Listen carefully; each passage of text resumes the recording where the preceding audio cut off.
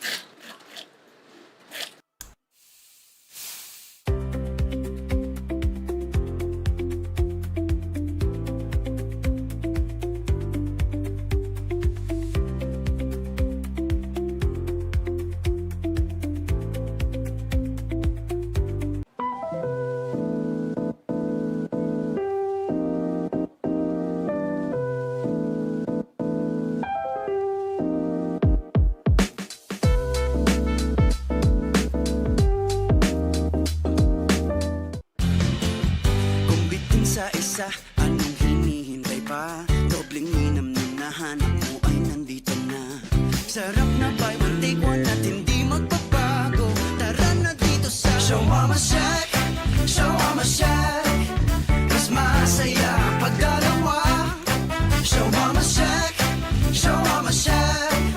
Doble ang sarap, dito may forever ka. Shawarma Shack, oh Shawarma Shack. Kaya dito ka na isama. Get 8 gigabytes of all-access power. To do it all. Plus only TikTok to scroll and share non-stop. Power, work, life, and more. With Smart Power all-access data now up to 90 days. Load now.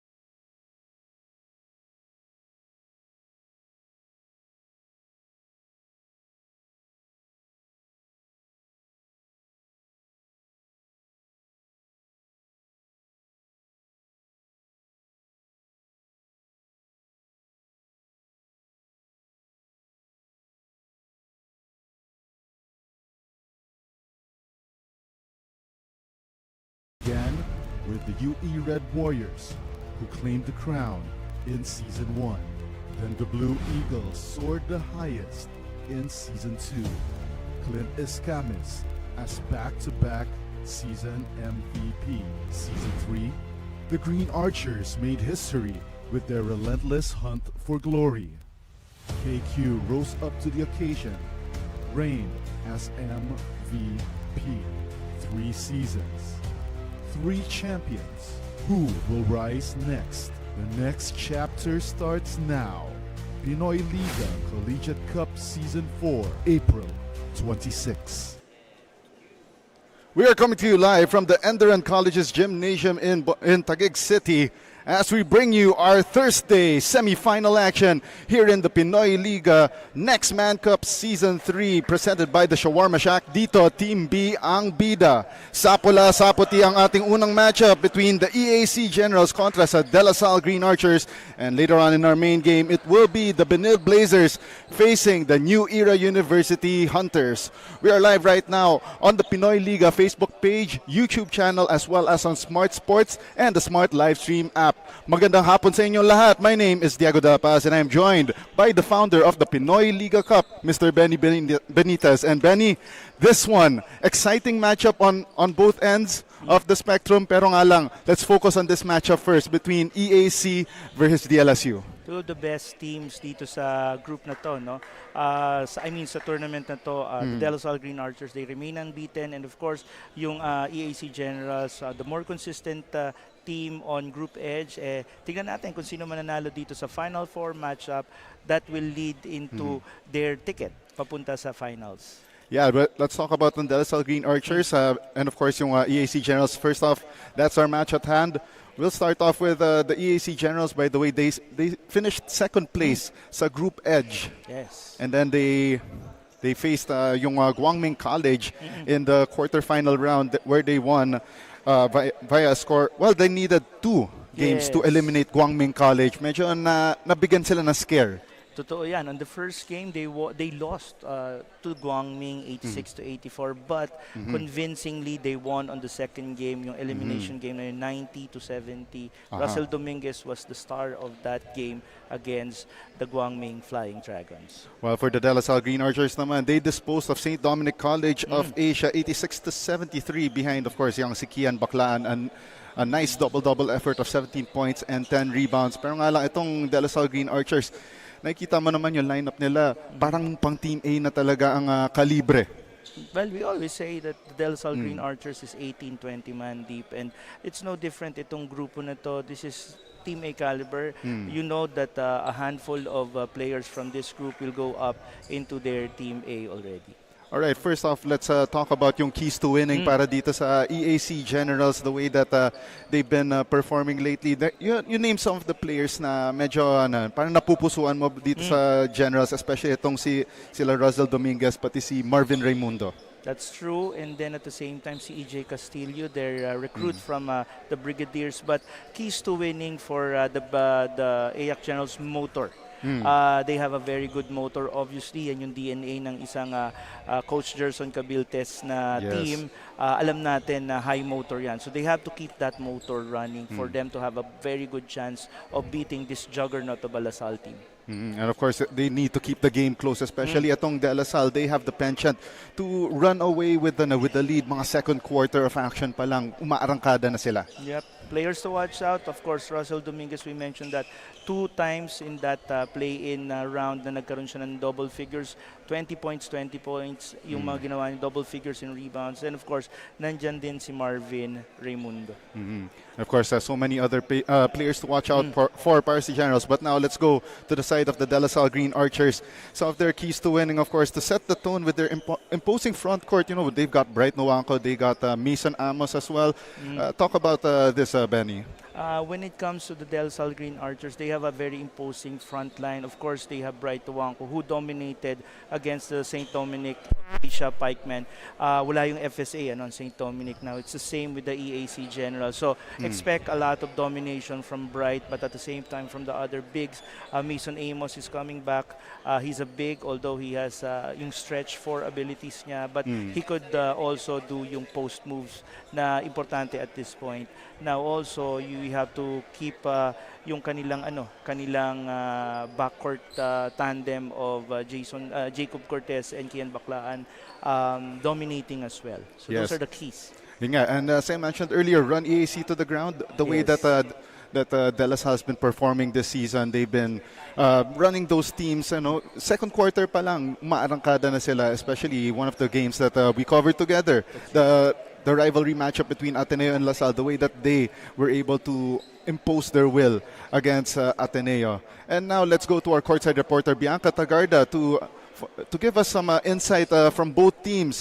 Bianca, ano bang nasagap mo so far sa ating mga teams before the start of this matchup? Jago and Benny, it's the semifinals na nga. And as for the EAC Generals who finds comfort in their natural form, sabi ni Coach Noy Catalan, whether they win or they lose, what the good thing about this match is that they will learn a lot from it as they compete with a strong team like Lassalle. While as for the Green Archers naman, they believe that nothing is impossible as long as magtutulong-tulungan ang bawat player. But Jago and Benny, how do you feel on this match?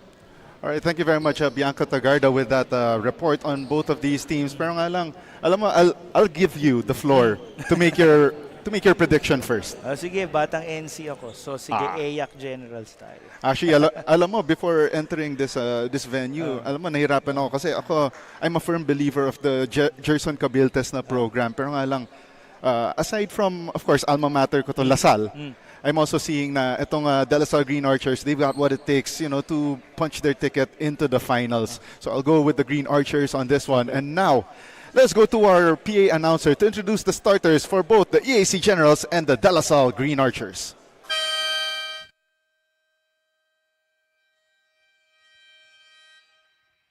A very good afternoon, ladies and gentlemen. Welcome to the ENDERUN Gymnasium in Taguig City. This is Pinoyliga NEXTMANN Cup, presented by the Shawarma Shop. Live on the official Facebook and YouTube channel, Pinoyliga Cup. Semifinals match between De La Salle Green Archers and EAC Generals. Now let's carry on the starting five, beginning with EAC Generals. Point guard number 13, Joshua Tolentino. Also guard number 31, MJ Raimundo. And at center number 18, Stephen Villaflor. Power forward number 26, Rico Postanes. Also forward number 12, Jacob Shanoda. EAC General's head coach is Gerson Cabiltes. Now the starting five for De La Salle Green Archers. Coming at guard number 13, Kian Baclan. Two guard number 0, Jacob Cortez. Playing in center number 31, Luis Pablo. At forward number 2, Boris Marasigan. At forward number 30, Mason Amos. Their head coach is Oliver Budyi. Officiating for this ball game, Coach Chief Dennis Escaros. Umpire 1, John Lesigas. Umpire 2, Elgar Escaros.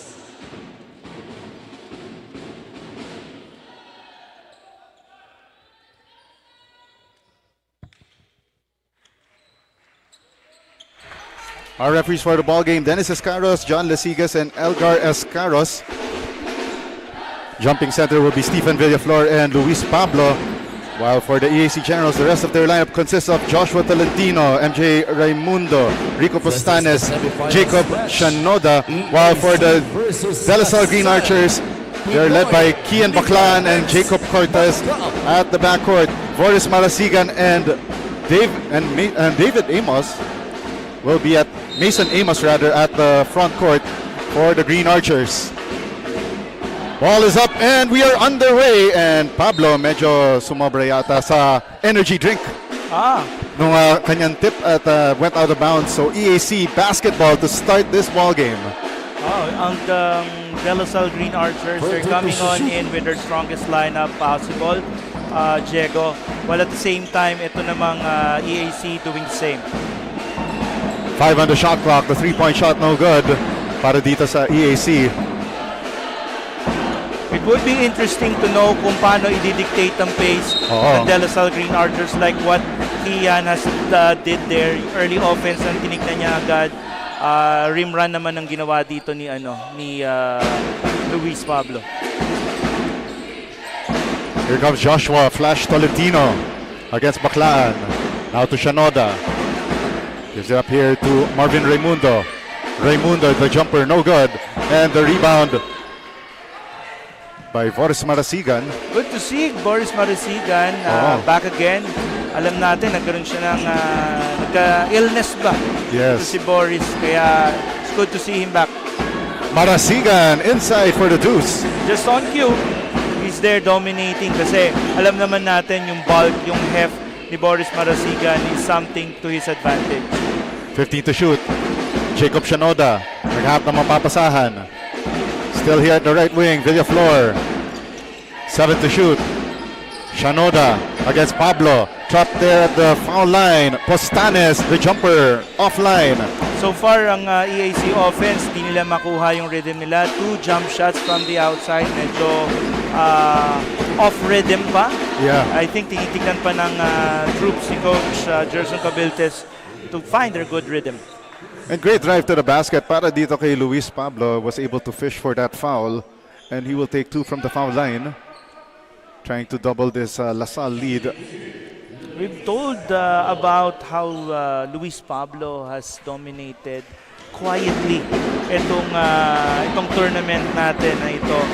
We always talked about him not being talked about so much because there are other players in his team na, kumbaga more into the limelight, but quietly Luis Pablo is the workhorse behind the DLSU Green Archers. One thing kasi that you could see dito sa lineup ng Green Archers, sobrang stacked nila from top to bottom na it's hard to really pinpoint kung sino yung mga players that will shine here. Just like Kian Baclan, nice drop off Luis Pablo for the deuce. We're seeing already how itong DLSU Green Archers, they're going on a full court press early. Ito naman, hindi naman something different on the part of the Green Archers. And a miss from mid-range para sa EAC, pero nga lang may foul kontra dito kay Jacob Cortez. So we got early substitutions here para sa EAC, but let's take a look at Eastern Communications assist from Kian Baclaan to Luis Pablo, number 13 to 31. That's what you call a palindrome connection. Baseline jumper, wala para kay Raimundo. And the rebound by Luis Pablo. Marasigan to Cortez. Cortez at the left wing. Swings it to Pablo at the top of the key. 14 to shoot. At may konting miscommunication there between Marasigan and Baclaan on the spacing. You want to see this early on, no? In and out, and then finally in. Tapos nakita nila yung open man sa ilalim. Yeah, Luis Pablo scoring. Nice nifty assist from Jacob Cortez. And again, size will be the key here para sa DLSU Green Archers against a, virtually shorter na EAC lineup. The EAC Generals needs to settle down, probably take the shock value out of this game. Obviously, hindi pa natin na-acknowledge yung ating Lassalle Cheer squad. Nandito sila once again, and they bring in an additional 6-man para sa Green Archers. Actually, they're the DLSU Animo squad. There you go. Squad, the cheer squad, the Animo squad. Yeah. There you go. As we take a look at that first basket for the ball game from Kyle Buen. Let's see for EAC Generals, Russell Dominguez, Marvin Raimundo. Like we've said earlier into the broadcast, Russell Dominguez had 20s, two 20-point games. And one more thing na nakikita ko dito sa EAC, you know, when sa start pa lang ng season na ito, nakita ko yung names na Jacob Shanoda, pati itong Marvin Raimundo, transferees from San Sebastian and JRU respectively. So itong program kasi ni Coach Gerson Cabiltes, already in the third year, they're definitely looking at finally breaking through into that Final Four picture that they could not crack for the past 2 seasons. And Jacob Shanoda, right on cue, gets fouled and he will take 2 from the line. The one thing that you want to appreciate with the coming in of Coach Gerson Cabiltes is that dinala nila yung EAC Generals into contention. Normally, pag tinitignan mo in the NCAA, si EAC Generals would be down at the lower half of the of the rankings, 8th, 9th, or 10th. But right now, they're in the middle of the pack. Tama ka, they're knocking on the doors of the Final Four. Yeah, for the past 2 seasons at that. Kaya parang they're finally trying to crack through, and experiences like this against top flight teams like the Lassalle will definitely boost their confidence. And not only that, it will show them what are they made of before they enter into the NCAA Season 101 wars. And seeing here right now, yung EAC Generals defensively, they have adjusted. Medyo nagta-tighten sila as early as yung unang pasa from the inbound. Marasigan gets a screen from Pablo. Drives left. Nice find to Pablo. Going down the middle. And Luis Pablo, very efficient to start this ball game. I think it's a conscious effort on the part of the coaching staff of the DLSU Archers to go inside. They recognize that, and si Luis Pablo is the recipient of most of them. 10 on the shot clock. Dominguez gives it up for Felix Villarente. Missing that jumper. Oh, and wow, Buen gets rejected by Mason Amos.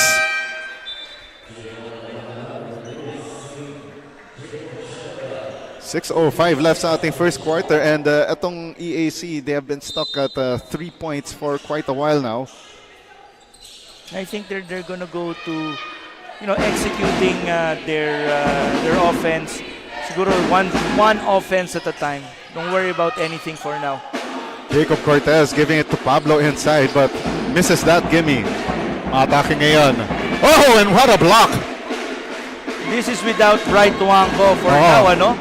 Makikita natin kung gaano kaganda ngayon yung defense pinapakita ng Lassalle. And Luis Pablo cleaning up the miss underneath the basket, and we got a ceasefire called by Coach Gerson Cabiltes. And let's take a look at that last shot one more time. A miss there by Jacob Cortez, but luckily Luis Pablo was there to clean up the mess.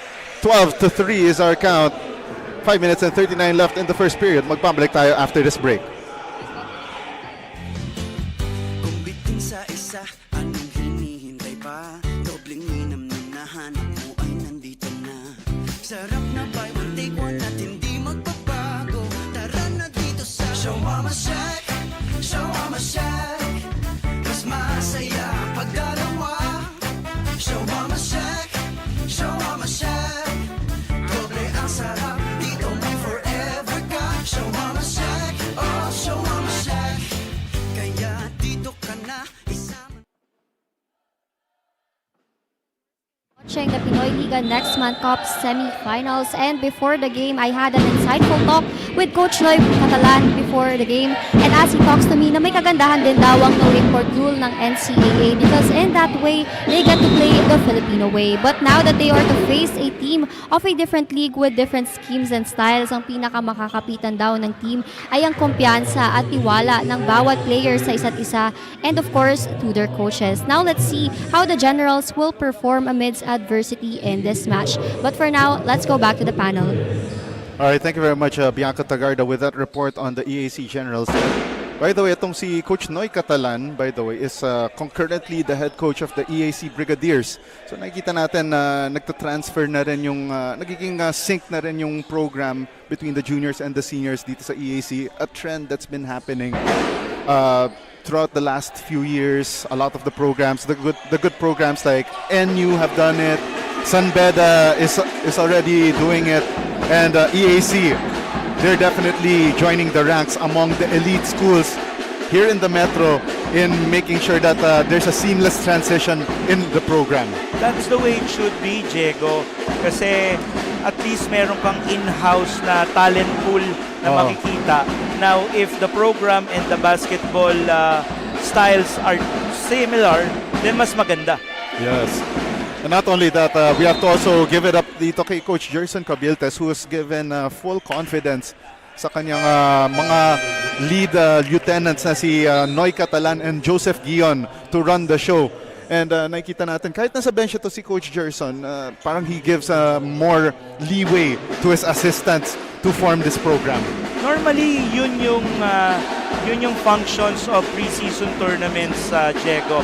Also for tournaments like us, yung Team B oriented tournaments. Dito pinapakita rin ng head coaches na kung sino yung first assistants nila, yun yung binibigyan nila ng opportunity to execute at saka to run the show, so to speak. Back in the action here, past the halfway point, top of the key 3, offline para kay Jerolan Omandak. I remember Geraldine Omandak was part of the LPU Pirates 2 NMC seasons ago. Yeah. And I'm excited to see how he will perform pagpasok niya sa NCAA. I mean. Yes. And Kian Baclaan called for that out of bounds right in front of the Lassalle bench. Pero yung mga coaches sa Lassalle bench, medyo nagano sila eh. They were up in arms when that call was made. But now, play resumes on the side of EAC. 12 to shoot. Castillo driving right. Baseline jumper. Does not fall through. And the second chance opportunity still no good for Russell Dominguez on the third try. Wala pa rin para kay Kyle Buen. Let's talk briefly about EJ Castillo. This is gonna be he's gonna be the start of many standout high school players na makikita natin in tournaments like the Pinoyliga Cup tournaments. So makikita natin like in the upcoming Collegiate Cup, Colin Sokowe of the NU Bullpups will be performing and will be showing his talents for the NU Bulldogs. Wow, Who will be part of the Collegiate Cup. Wow, so again, the Pinoyliga Collegiate Cup will be starting this Saturday. We got an amazing doubleheader for you, and check out yung ating socials sa Pinoyliga Cup, Facebook and of course Instagram to find out yung ating first two matchups of the tournament. Back in the action here, Kian Baclaan drops it inside. Bright Nwanko entering the ball game for the first time. Baclaan dancing, popping, weaving against Buen. Gets the hoop, the harm, the three-point played the hard way for the former De La Salle Zobel junior archer and turned into an NU Bulldog before. As we take a look at that play one more time, that drive to the right. Nifty play for Kian Baclaan. You know, one of the 2-point guards of the future para dito sa De La Salle Green Archers. You know what's terrifying about the De La Salle Green Archers, if their opposition, is the fact na meron silang guards who could break down defense. They have guards who could do pick and roll, and they have corner shooters like Mason Amos. Now, if these guards would recognize yung kanilang mga options, it would be a very, very hard thing to do na matalo ang De La Salle Green Archers because all of the tools are with them. Bright Nwanko erases that shot by Jerolan Omandak. And he gets called for that last foul as Omandak did not give up on that play. That's the one thing that you wanna do if you're Coach Gerson Cabiltes and the rest of the EAC Generals. Never give up. Alam naman natin, you know, basketball is a 40-minute game.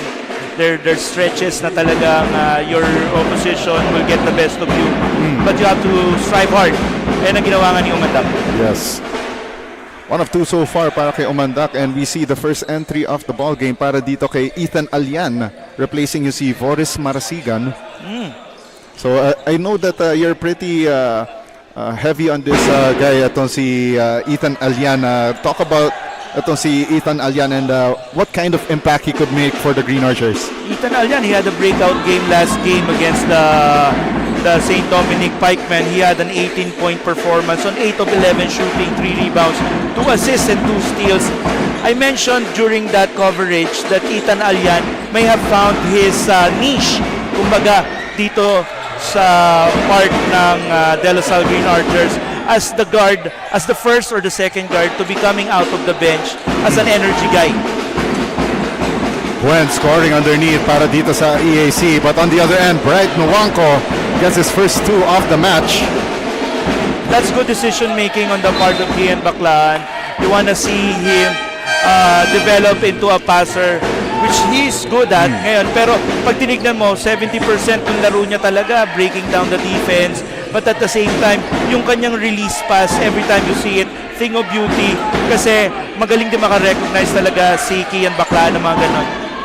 And Baclaan replaced by Jacob Cortez, and that is what's deadly about De La Salle, is that parang nagiging choice between bad and worse for the opposition. And Jerolan Omandak, bang, bang, boom! That's her first 3 off the ball game for either side. It's down to a 4-point De La Salle lead. Yeah, if you have scouted Umandak, you would understand na yun talaga yung tira niya from the 3-point shots. Nandun talaga sa taas. Alian kicks it out to Jacob Cortez.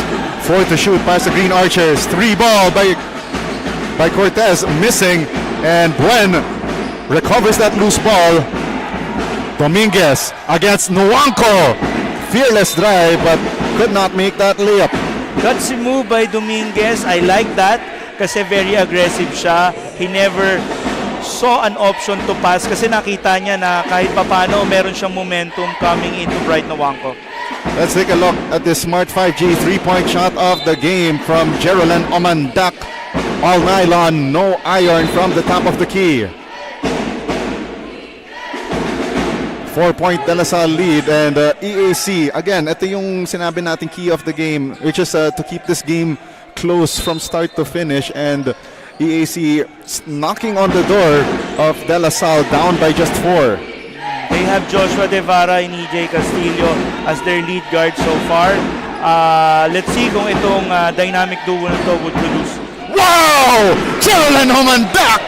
1, 2, 3! Second 3 of the game, 17-13. And just like on cue, 17-16 rather is our score, and seems to be something went haywire sa ating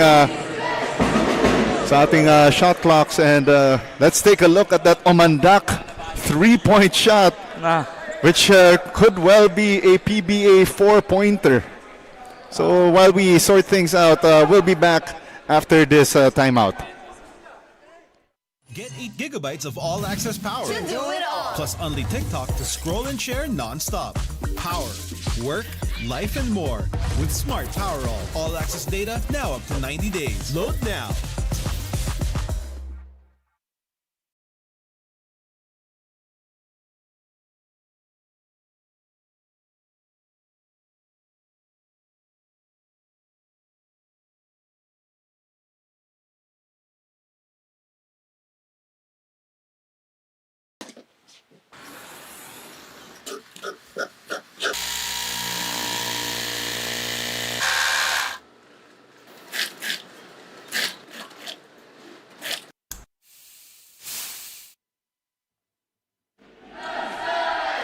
We're back inside the ENDERUN College's gym in Taguig City as we bring you the first of 2 semifinals matchups this Thursday in our Pinoyliga NEXTMANN Cup Season 3, presented by the Shawarma Shack. And of course, we'd like to thank all of our partners: Smart Sports Emily Hotel, Eastern Communications, ENDERUN College's our official game venue, LGR Athletic Wears, and Buffalo's Wings and Things. Turnover here para sa EAC coming off that momentary break. That's something that you don't want to see. There's capable point guards na nakikita naman tayo in Joshua Devara and si EJ Castillo. They could have done a better job in securing the ball na maitawid. That's right, especially nga na itong De La Salle Green Archers, they are guard heavy in terms of their rotation. And now Ethan Alian will go to the line for 2 shots. Going back again about Ethan Alian, he sets the pace in terms of the energy, and potentially he could be that guard outside of Goliena, Macalalag, Cortez, and Baclaan that you will be able to see for season 88 of the UAAP. Kasi nga ito, pinapakita niya ngayon what are the type of things that he could offer dito sa lineup na to. 1 minute and 6 remaining para dito sa ating first quarter of action. Both teams already in penalty the rest of the way. Castillo, floater inside, no good. Bothered by Bright Nuanco. Castillo! Oh, wow. Very crafty by EJ Castillo. But more importantly, very brave for someone his age. Talagang he could already compete with the big boys, so to speak. 40 seconds left. Alian kicks it out. Dungo launches a 3-point shot. Offline, and the rebound by Jerolan Omandak. I like to also see Ed Nilag. Dave Nilag. Ed Nilag, kasi meron tayong Bright Nuanco dito. It would have been a very nice matchup kasi big siya in the mold of a JP Maguliano. Oh! EJ Castillo sticks it between the eyes. And EAC with their first taste of the lead this afternoon. Pablo streaking down the middle, cuts that defense like a hot knife through butter. We are tied at 21 with 3 seconds left. Near steal by Jacob Cortez. 1.1 seconds remaining. Enough time for EAC for a shot. And oh my, I think our game clock, our scoreboard has gone haywire again. And we'll take another quick break. We'll be right back after this short timeout.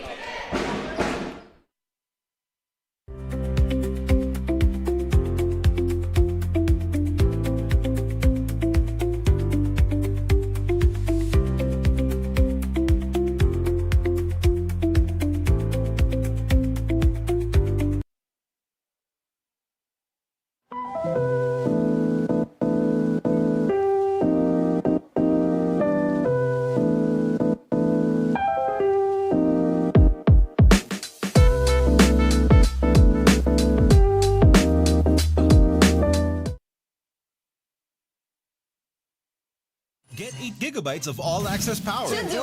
Plus only TikTok to scroll and share non-stop. Power, work, life, and more with Smart Power All-access data now up to 90 days. Load now.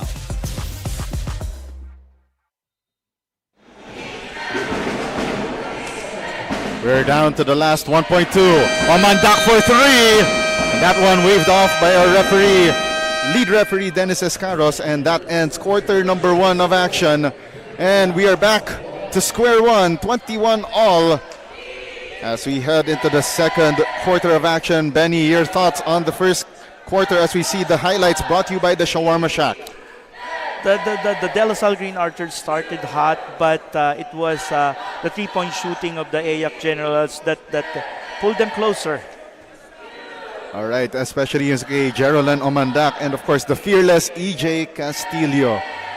We're tied at 21 to end the first quarter of action dito sa ating semi-final round of your Pinoyliga Nextman Cup Season 3 presented by the Shawarma Shack.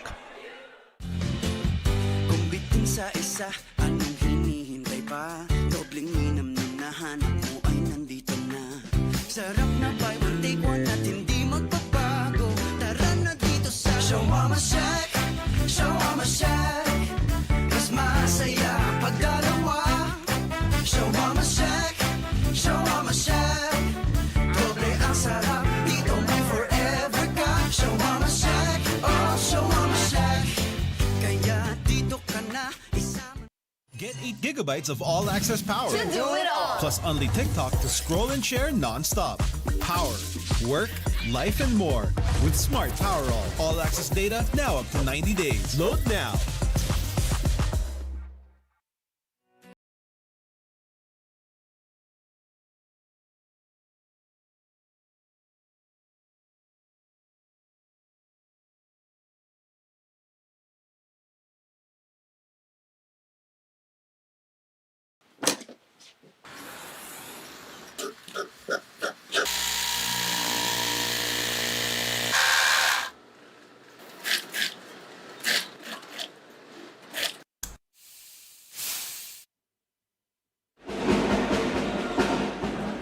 On your screens right now, that is the De La Salle Animo squad cheering on for the Green Archers as they went on a tear to start the first quarter, but the EAC Generals waxed hot from beyond the arc to tie the ball game at 21. My name is Ego Dabas, joined by Benny Benitez as we are bringing you the semi-final round of your Pinoyliga Nextman Cup Season 3 presented by the Shawarma Shack. Exciting stuff to, Diego. Oh. We have 2 green teams, actually 3 green teams dito sa Final Four to, including the New Era Hunters, and 1 red and white with the EAC Generals. Parang ano ito yung laban na sapula sa luntian eh. That's a bad foul on the part of Joshua Devara. Fouling an active shooter from the 3-point area. Oh, that was a bad closeout from Joshua Devara, very late. And he's getting subbed out quickly in favor of, let's see, that is Harvey Raimundo. Great kick out pass by Luis Pablo, and that very late contest from Devara. Parang allowed itong si Ethan Alyan to make that shot attempt from the right elbow. Yeah, if you notice, Diego, ang lineup ng De La Salle Green Archers for this game, very short. They brought in around 10 to 12 players, but you know these players are those that you don't want to miss out sa laro na to. They don't have Dominic Sarmiento though, who could probably be a contributor dahil malaki. But the lineup here is tight. Makikita natin kung sino yung kailangan nila, yun yung nandito ngayon. 3-point lead now para sa De La Salle after those 3 free throws made by Ethan Alyan. You want to see control here from the ball handlers of the EAC Generals kasi nga press ang ginagawa ng Green Archers. Foul line J para kay Kyle Buen. The stop and pop to keep the Generals within 24-23. Pablo driving down the middle. Drop off. Bright Nwankwo. Those big on big passing that we're seeing from the De La Salle Green Archers. Oh. Maganda, and this is something that you want to have continue. Oh wow, an offensive foul. Let's see. Nagkaroon ng right now nag-uusap ang dalawang referees na si Elgar Ascaros and John Lasigas. Oh, it's a holding foul against Luis Pablo, it seems. Oh, Ethan Alyan rather, who will check out of the ball game together with Bright Nwankwo, Kian Baklaan, and Andre Dungo back in the fold for, or Mason Amos rather, back in the fold for De La Salle. And as you mentioned nga, tama ka nga, very short rotation ang nirarun dito ni Coach Oliver Bunyi. That's what you want to see pag ang isang laro is an elimination game. You want your best players in. Oh, and what a rejection there on Yanis. And Harvey Raimundo also got rejected there. You're seeing a lot of those block shots, not from Bright Nwankwo, but from the local players of the De La Salle Green Archers. Oh, Jacob Cortez driving through, pero referee said before that shot attempt yung foul on EAC. And it's on Harvey Raimundo. And little bit of tidbit by the way, itong si Coach Oliver Bunyi, before Coach Gerson Cabiltes was appointed as head coach of EAC, he was the last head coach of the Generals. So a little bit of a tidbit for those mga hoop junkies natin out there. He knows the program real well, obviously. Oh, and Jacob Cortez stroking it from deep. That's what you want to see from Jacob Cortez. Nakikita natin in this case, there are times that he's not the primary decision maker, primary ball handler and shooter. Pero when he does, he's being efficient. Pag tinignan natin si Jacob Cortez on his last game, he was efficient for 34 minutes. Kasi yung last stats niya during that time, 18 points on 7 of 11 shooting, including 3 of 6 from 3 points. The backcourt of Cortez and Baklaan combining for 5 points after that Kian Baklaan short stab inside the restricted zone. And now this De La Salle lead back up to 8. 12 on the shot clock. Drive to the basket by Harvey Raimundo and he gets fouled. It's a game of spurts, Diego. Nakikita naman natin na ang nagkakaroon naman ng mini-run is the De La Salle Green Archers. As we take a look at that Jacob Cortez smart 5G 3-point shot of the game, taking this game to Long Ball City. When you see yung kanyang release, very quick. Parang ang hirap i-defend kasi napakabilis nung release nung tira ni Jacob Cortez.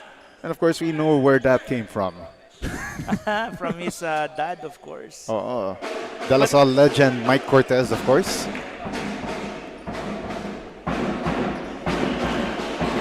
Harvey Raimundo goes 1 out of 2. And Luis Pablo gets the rebound. Pablo to Amos. They go to the right short corner. 3 ball. Masyado malakas. Para kay CJ Amos. Well, Mason Amos is relatively quiet at this point. Hindi pa natin siya nakikita, although he's not getting so much touches. And Kian Baklaan gets called for that foul on that driving play by EJ Castillo. The sets primarily of De La Salle is very guard heavy, kaya hindi natin nakikita there's no post situations for Mason. But expect a lot of that potentially by the coming quarters. Top of the key three, short para kay Harvey Raimundo, and it sails out of bounds. Si EAC Generals, they're going back into this cycle of settling for those shots. Tignan natin, baka mamaya yung mid-post na game nila, pwede nilang ibalik para magkaroon again ng activity yung kanilang opensa.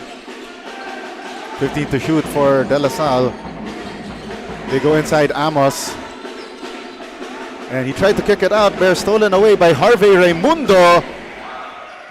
Off to the races for him and touches it down for the deuce. We were talking about Mason Amos getting the ball on the post. Well, medyo tight lang na kanina kaya hindi natin siya nakita makagawa. 10 seconds on the shot clock para sa De La Salle. Baclaan fakes the three. Gives it up to Cortez. Extra pass to CJ Amos. Amos fades, fires, makes it from the left baseline. We want to see more of that from CJ Amos. Of course, one of the better guards nung panahon from Gilas, from Gilas Youth. Marvin Raimundo. Fadeaway jumper from the left wing. Wala. And the board secured by Jacob Shanoda, and he gets fouled. And itong si Shanoda is playing as the undersized center para dito sa EAC. And he's facing a tough task against Mason Amos and Luis Pablo dito sa ating matchup. Jacob Shanoda had a very nice run with the San Sebastian Golden Stags. And expect a lot from him this coming season, or in fact even this preseason. Maganda yung kumpiyansa pinapakita sa kanya ng coaching staff. 4 minutes gone by sa ating second quarter of play. And Shanoda goes 2 out of 2. Down to a 5-point ball game. Amos to Amos. CJ to Mason and back to CJ. 14 on the shot clock. Baclaan from way downtown pero wala. Mason Amos saves the possession. Pablo gives it up. Mason Amos, corner three. And that one offline. Trying to ask for that foul on Marvin Raimundo. I like how the De La Salle Green Archers is trying to make Mason take his shots, get hot, kasi kakailanganin talaga nila eh. Kian Baclaan denied there by the EAC defense. Shanoda gives it up. Harvey Raimundo with the step. Layup wala. And Mason Amos with the rebound. Throws it away though, unfortunately, to Marvin Raimundo. Raimundo, the shovel pass to Jacob Shanoda. Series of moves gets denied by Luis Pablo in the restricted zone.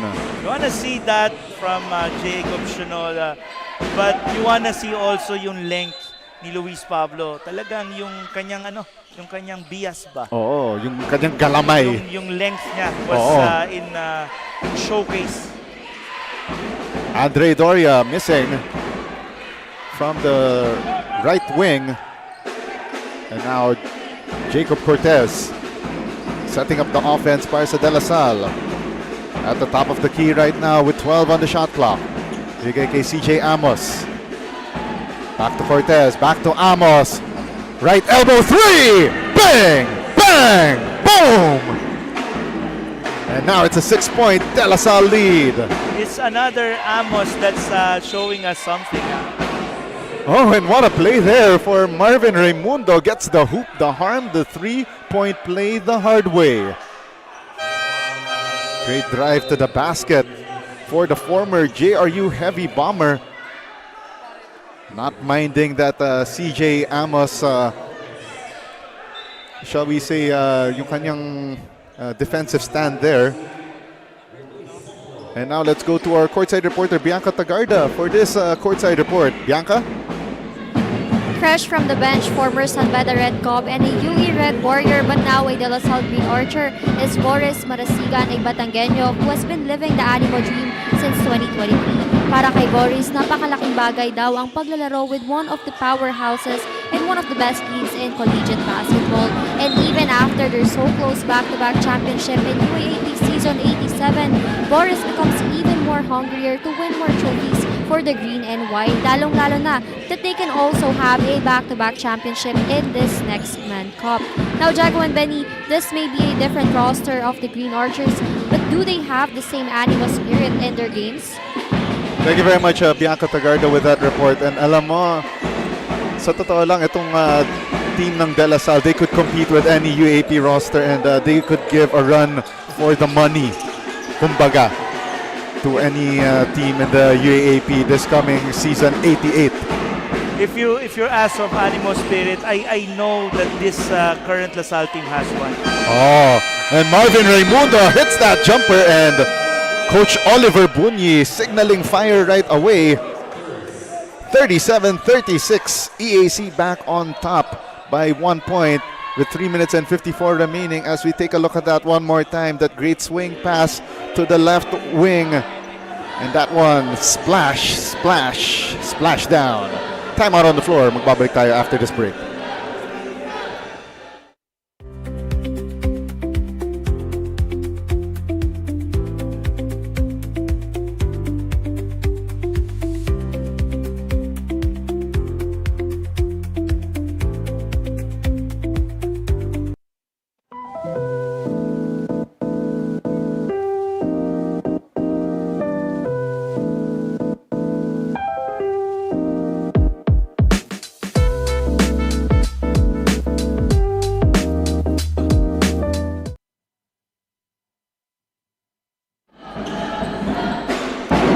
Less than 4 minutes na natitira sa ating first half, and EAC back on top 37-36. This time around, they came back from 8 points down earlier in the second period, Benny.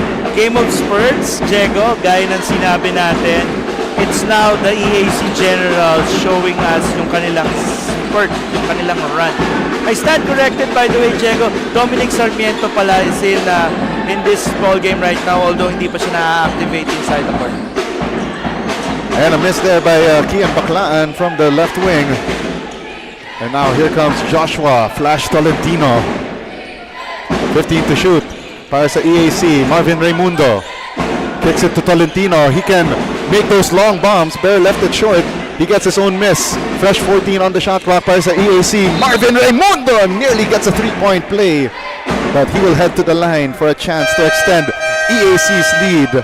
I'm very impressed, Diego, sa guards ng EAC Generals. They're very tough, they're very strong, at saka ano sila, walang takot, no fear. Oo.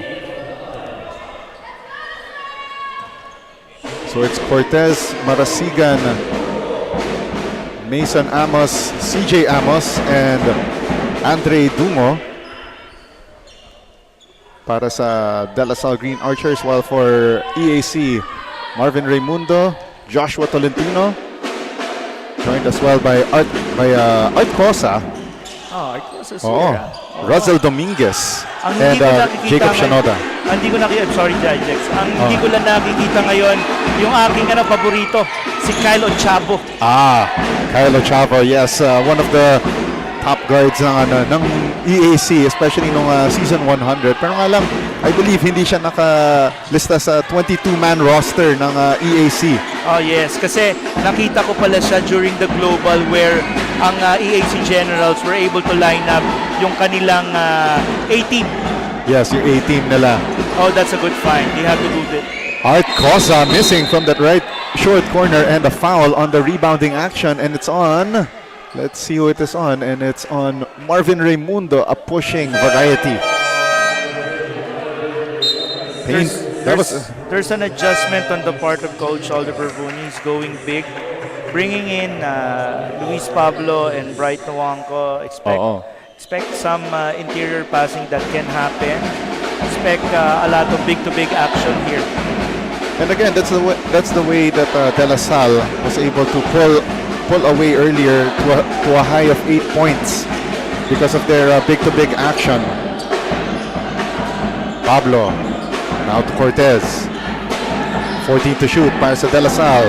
Cortez at the top of the key, swings it to Marasigan. Ball nearly stolen away by Joshua Tolentino. The 3-ball wala para kay Marasigan. And Nuangco cleans up the mess from Luis Pablo. There you go. Yung bigs immediately had an impact. Yung replacement nila from the other group, yung Nuangco Pablo connection, immediately had an impact. 14 to shoot, and we're down to the last 2 minutes of half number 1. Cosa, bigay kay Tolentino, driving closer at meron tayong foul on that drive. And let's see who it is on. And it will be 2 shots as a... Oh, it's a double foul called against Boris Marasigan.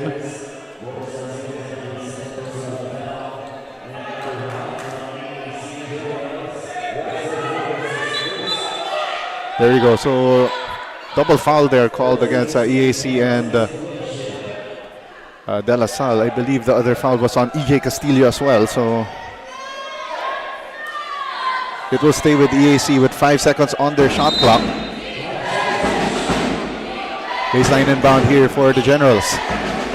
Tolentino needs to put up a shot from way downtown. That could have brought the house down and extend the EAC lead to 4. Oh my, they're up by 1 right now.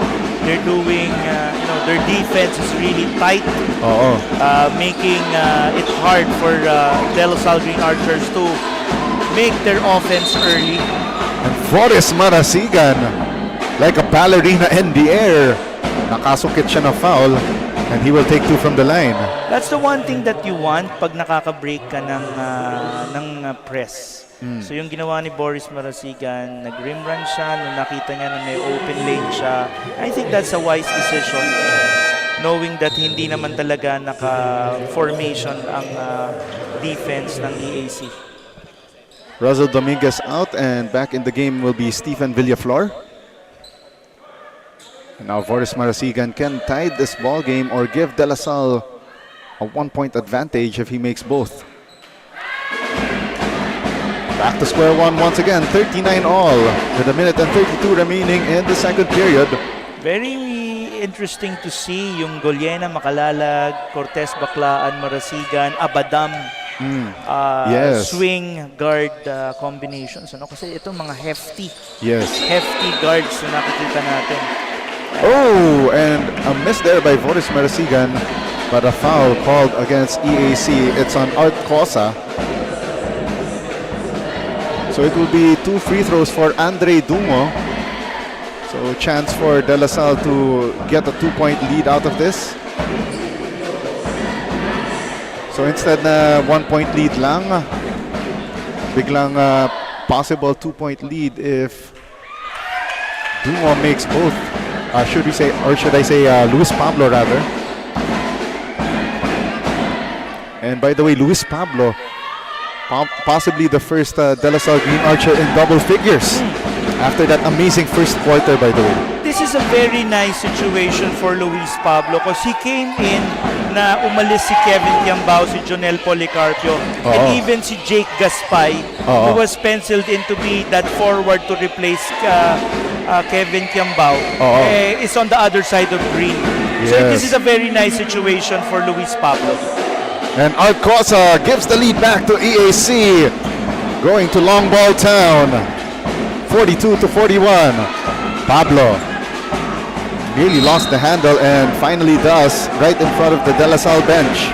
Okay, the coaching staff of the De La Salle Green Archers telling them to settle down. And I think that's a wise move kung gagawin nila yun sa next offensive set. 50 seconds left. Castillo against Cortez. And the foul against Jacob Cortez. A little too aggressive. What you want to see with EJ Castillo is the type of control that he showed there. Makita mo siya, he was being pressured by Jacob Cortez, but he was calm. That's what you want to see in someone like an EJ Castillo who's just coming into college. That's right. Naalala ko nga siya is, kumbaga, it's the same type of recruitment or yung coming into college early as Kiefer Ravena, as Reno Ritualo, yung bang immediately inamat na agad siya ng programa. So si EJ Castillo has that kind of vibe. Obviously, he's part of the mythical team of the NCAA Juniors. So alam natin talagang very capable tong bata to. And Castillo splitting his charities. So EJ Castillo, by the way, 6 foot tall from Imus, Cavite. Yes, Homegrown siya sa Oo. EAC Cavite. Oo. 9 on the shot clock, half a minute remaining. Cortez missing that jumper and Bright Nuwako gets fouled. Chance for him to tie this ball game with these 2 free throws. Again, going back, advantage ni De La Salle Green Archers yung malalaki nila, and they're just, taking advantage of it. Oo. And by the way, itong Generals, I believe from yung aking mga conversations with coaches Noy Catalan and Coach Joseph Guion, they told me na since NCAA season 99, they have been integrated yung kanilang yung system nila sa juniors basketball in Manila. So both the juniors and the seniors teams already are operating out of Manila. Kasi before, the Brigadiers used to be in Imus, Cavite. Malayo. Oo. Pagka yung mga practices ng mga bata kung nasa Manila, tama nga naman. Oo. Shot clock is off and the drive to the basket, EJ Castillo. Right on cue, EJ Castillo. He has that kind of vibe. Now a 4-point lead for the Generals and the foul drawn there by Boris Marasigan on Jacob Shanoda. Very wise move, very heady move on the part of Boris Marasigan, knowing na hindi nakaposisyon properly si Jacob Shanoda. Inatake niya yon. Meron siyang 2 free throws ngayon. Oo, so 2 free throws for Marasigan to cut this deficit in half, entering the halftime break. And one thing na nakita natin sa De La Salle Green Archers in this game, they've been going on runs so far.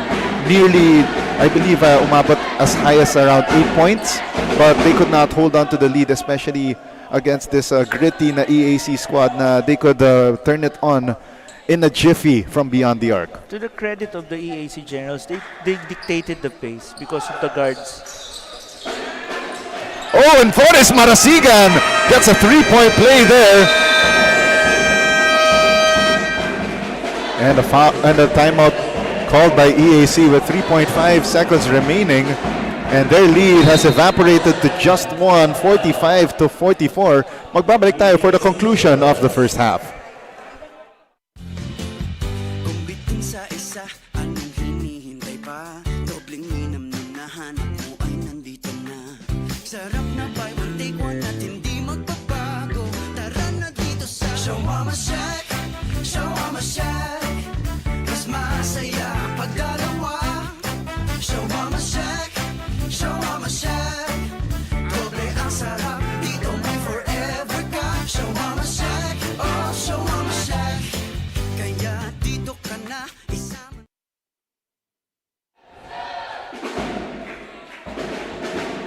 3.5 seconds remaining sa ating second quarter of action. EAC up by 1, 45-44 in the semifinals of your Pinoyliga Nextman Cup Season 3 presented by the Shawarma Shack. I want to see a very nice execution on the part of the EAC Generals here. 3.5 seconds left. They go to Castillo. 2 seconds remaining. Gives it up. Raimundo for 3, and that one offline. And we end the first half of play as close as it could get, 45-44. EAC on top at the halftime break. And let's take a look at the highlights brought to you by the Shawarma Shack. And Benny, your initial assessment of the first 2 quarters of play. Again, a game of spurts. The EAC Generals have been dictating the pace, but it's the heft and the height, like in this case, Bright Nuwako and Luis Pablo, that has let us all survive this quarter with just a 1-point deficit. Right, we're going to have our halftime stats analysis, highlights, and a whole lot more when we return dito sa ating Pinoyliga Nextman Cup Season 3 semifinal round presented by the Shawarma Shack. Get 8 gigabytes of all-access power. To do it all. Plus only TikTok to scroll and share non-stop. Power, work, life, and more. With Smart Power all-access data now up to 90 days. Load now.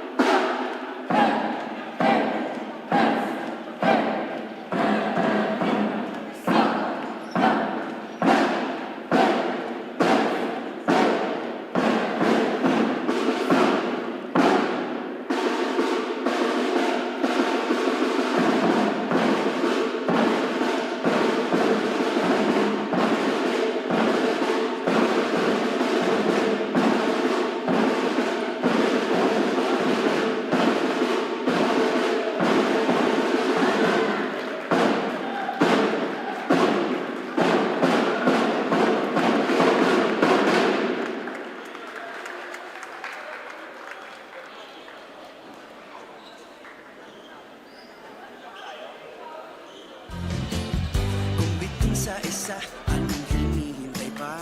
Dobleng ninam na nahanap mo ay nandito na. Sarap na buy one take one at hindi magbabago. Tara na dito sa Show Mama Shack, Show Mama Shack. Mas masaya pag dalawa. Show Mama Shack, Show Mama Shack. Doble ang sarap, dito may forever ka. Show Mama Shack, oh Show Mama Shack. Kaya dito ka na isama. Get 8 gigabytes of all-access power. Do it all. Plus only TikTok to scroll and share non-stop. Power, work, life, and more. With Smart Power all-access data now up to 90 days. Load now.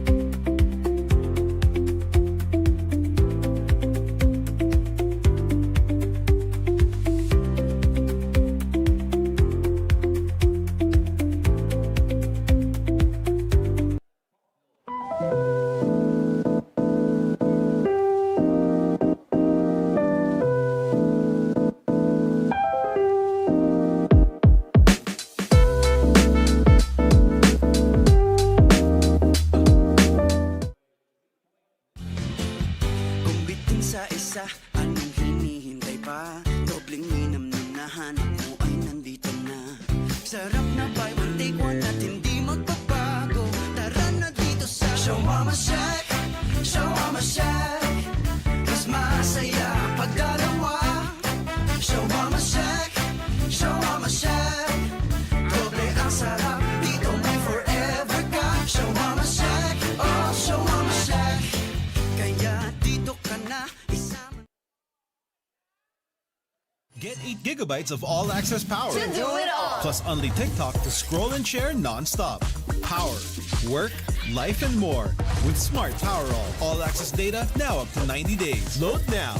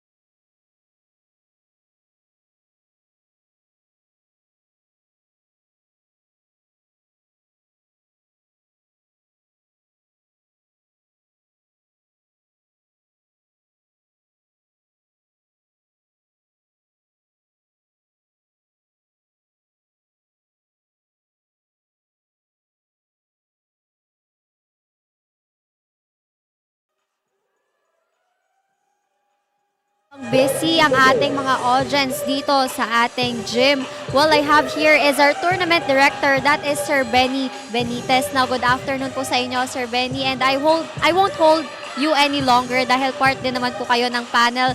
But I just wanna ask, ano po ba ang in store this Saturday for Pinoyliga? It's gonna be yung ating Nextman Cup. After this, meron na tayo yung Pinoyliga Collegiate Cup.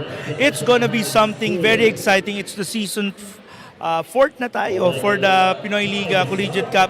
14 teams tayo. It's gonna be a very, very exciting April, May, and June for all of you mga kaliga.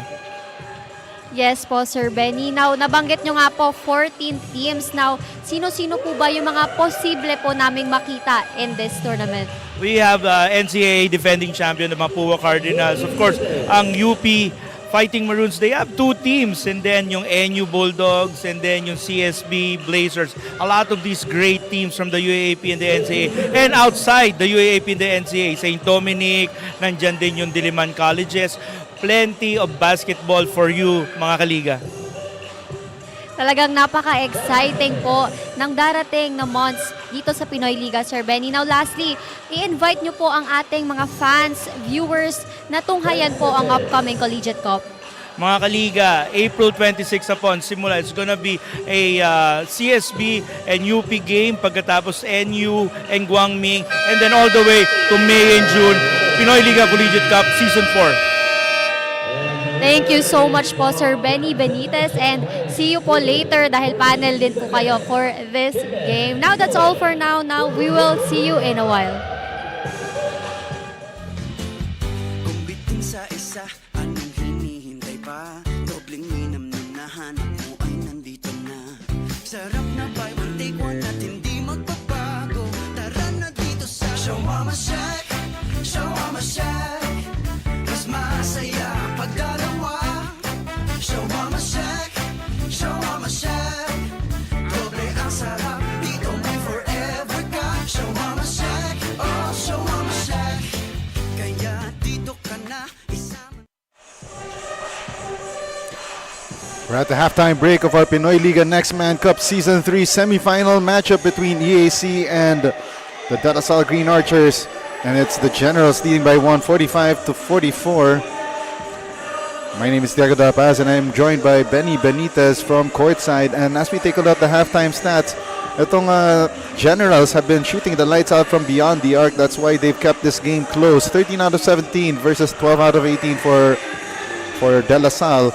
Rebounding story, it's an equal 21 all. Very impressive for a relatively shorter lineup for EAC.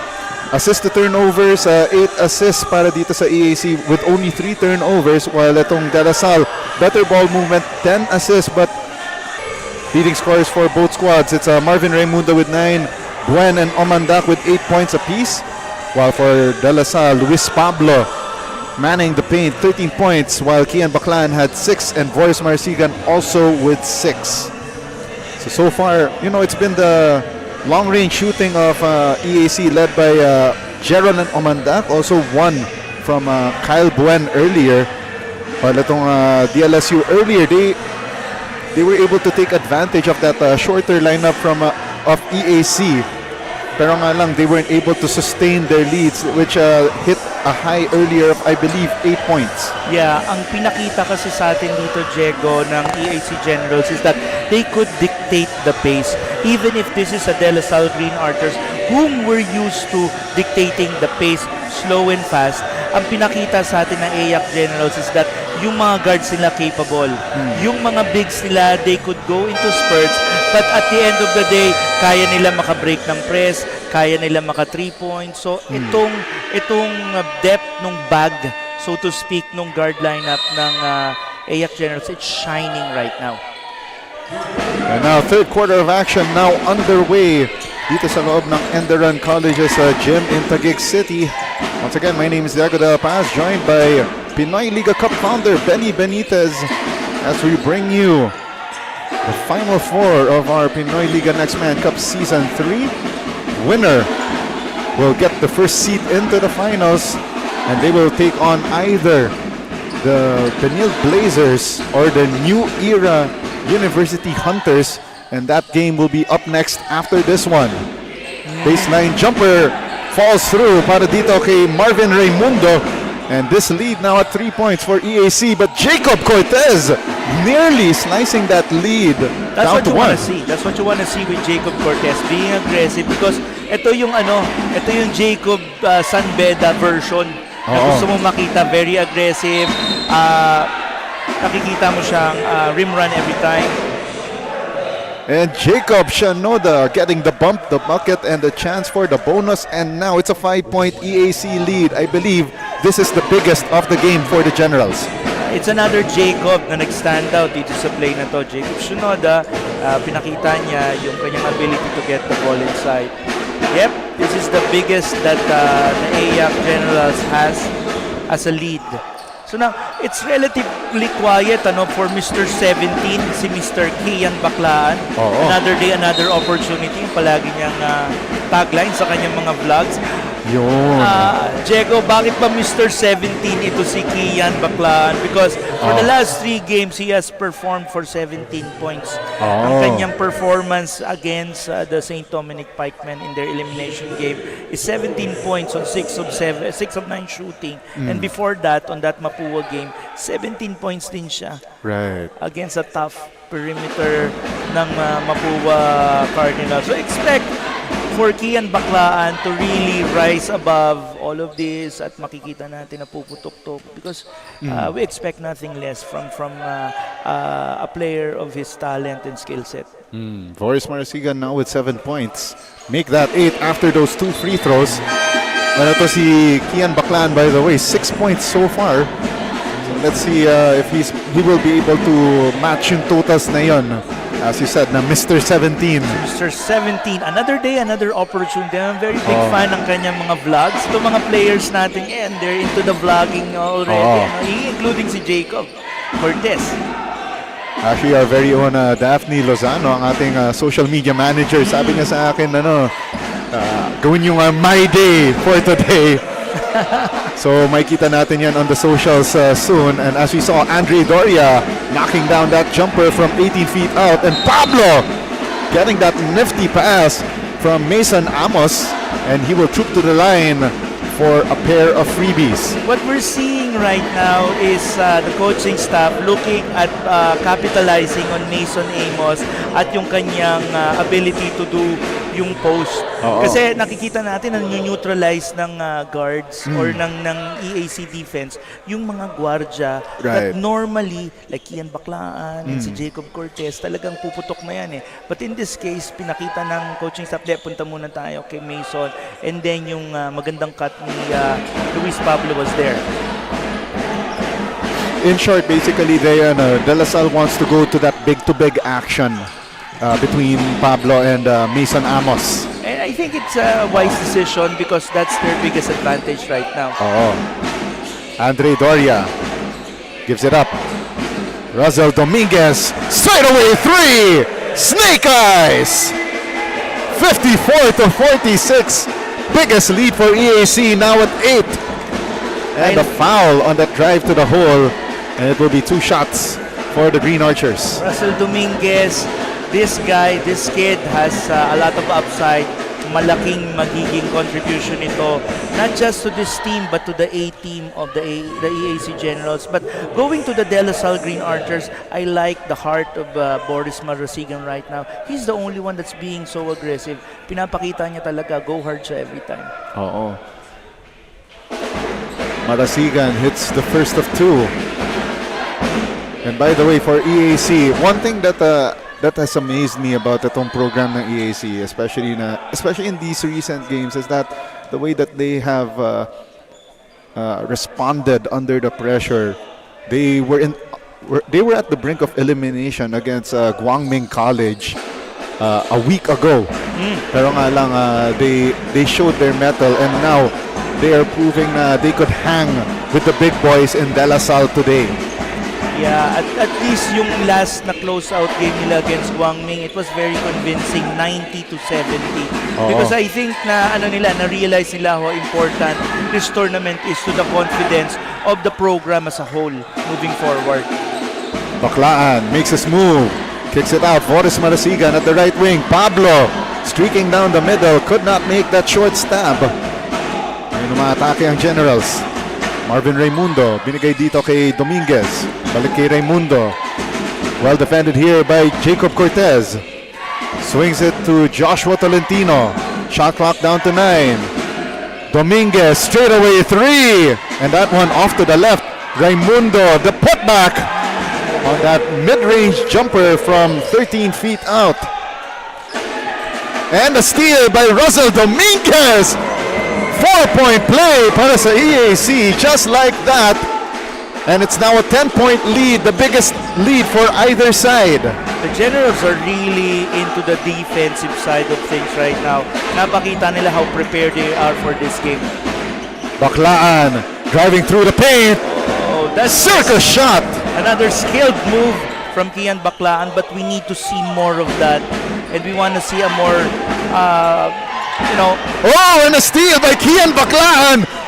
Back-to-back baskets, back-to-back hits for one of the two. Ferocious duo para dito sa De La Salle. And it's down to a 6-point ball game. Raimundo. Villaflor. Back to Raimundo. Driving baseline. The kick out pass. Andre Doria. As the shot clock was winding down. Great find to the left wing. And we're seeing an EAC General team that's very composed, that's very locked into this game. Alam nila kung ano gagawin nila kahit dun sa mga closing seconds of the shot clock. Oh, Joshua Tolentino. There is a reason after all why I call him Flash. I've seen this guy for a couple of years now, and those kinds of moves, that's what I've been looking for all tournament long. Mason Amos could not get that lucky bounce, and now Tolentino running like the Flash, and back-to-back hits for Joshua Flash Tolentino. 62, or should we say 64-52. Biggest lead for EAC at 12. Let's take a look at that one more time. Joshua this time out on the floor. We'll be right back. Get 8 gigabytes of all-access power. Plus only TikTok to scroll and share non-stop. Power, work, life, and more with Smart Power All-access data now up to 90 days. Load now.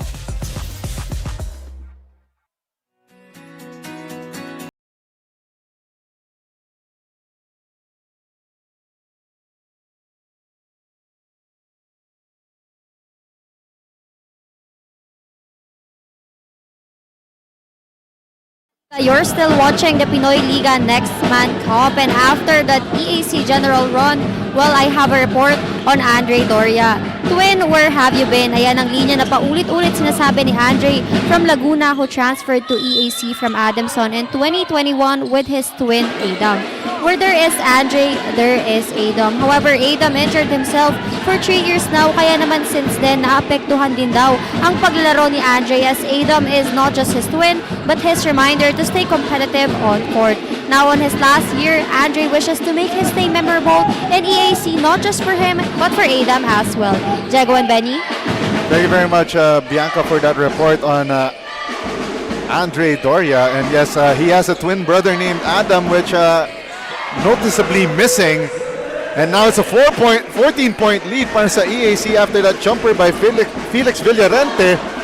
Juanco missing that putback off that miss by Boris Marasigan, and slowly, Benny, nakikita ko na your frustration on the faces of De La Salle. This is a very unusual situation for the De La Salle Green Archers, especially coming from halftime. Kasi normally on a third quarter run, alam mo na tight na yung defense nila. Alam mo na hindi sila flat. But that's what's showing right now. Very flat, both on the offensive and the defensive side, yung Green Archers. 21 points here in the third quarter alone para sa EAC and their motor-powered offense, and the drive to the hole. Coast-to-coast layup para dito kay Andre Dungo. You need to see a lot of that intensity ngayon pinapakita ni Kian Baclaan. he's driving his teammates na sabi niya, let's go. So gusto mo na makita yung mga ganong klase. Marasigan skies high for the board. Baclaan. Great misdirection move to the layup. Great drive through the left lane for the bucket. There has to be someone that needs to step up, and Ian Baclaan is showing us 8 points this quarter alone. Tingnan natin kung mako-continue because he can't do it alone. Kailangan niya ng contribution from his other teammates.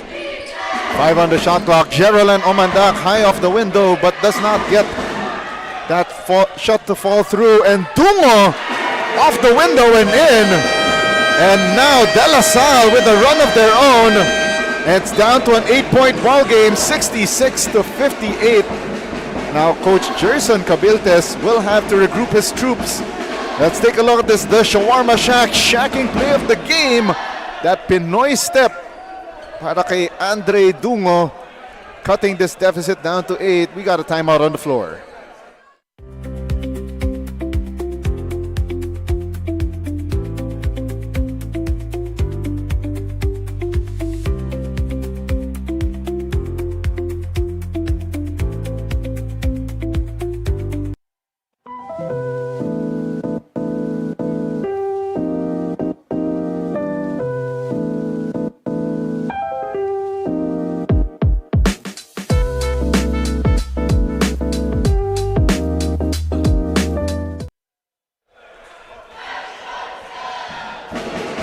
This is your Pinoyliga Nextman Cup Season 3 presented by the Shawarma Shack.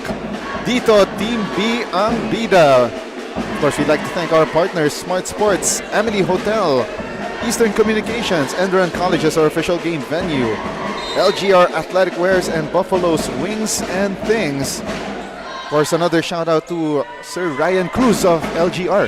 Yes, ang kaibigan natin ng Ryan Cruz of LGR. Another shout out of course kay Coach Romel Nang of Buffalo Wings and Things. Buffalo's Wings and Things.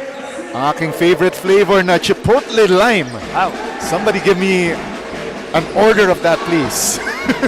DJ Castillo showing us the bag. Midi. Pinakita niya sa atin yon. Now Castillo running point. Binigay kay Buen. They go to the corner. Felix Villarente. Shot clock down to 14. A screen set by Omandak. Villarente to Omandak. Right elbow three. Bang! Bang! Boom! 71-58. It's a Baker's dozen 13-point lead for EAC. Quite surprised that the DLSU Green Archers are in this situation right now. But I could not take away a lot of the efforts of the EAC Generals because they came prepared. Kian Baclaan, iron deficient from beyond the arc. Rebound by EJ Castillo. The attack here by Buen. Nice drop-off find. And the score para dito kay Ralph Yanes. Under 2 minutes remaining and Mason Amos and Jacob Cortez about to check back in. Dungo short from the top of the key and beyond the arc. We got a foul on the floor. We'll check out. Mason Amos back in. Diego, more than the offense na nakukuha ng EAC Generals ngayon, what I like about the Generals is yung defensive intensity nila na hindi bumababa.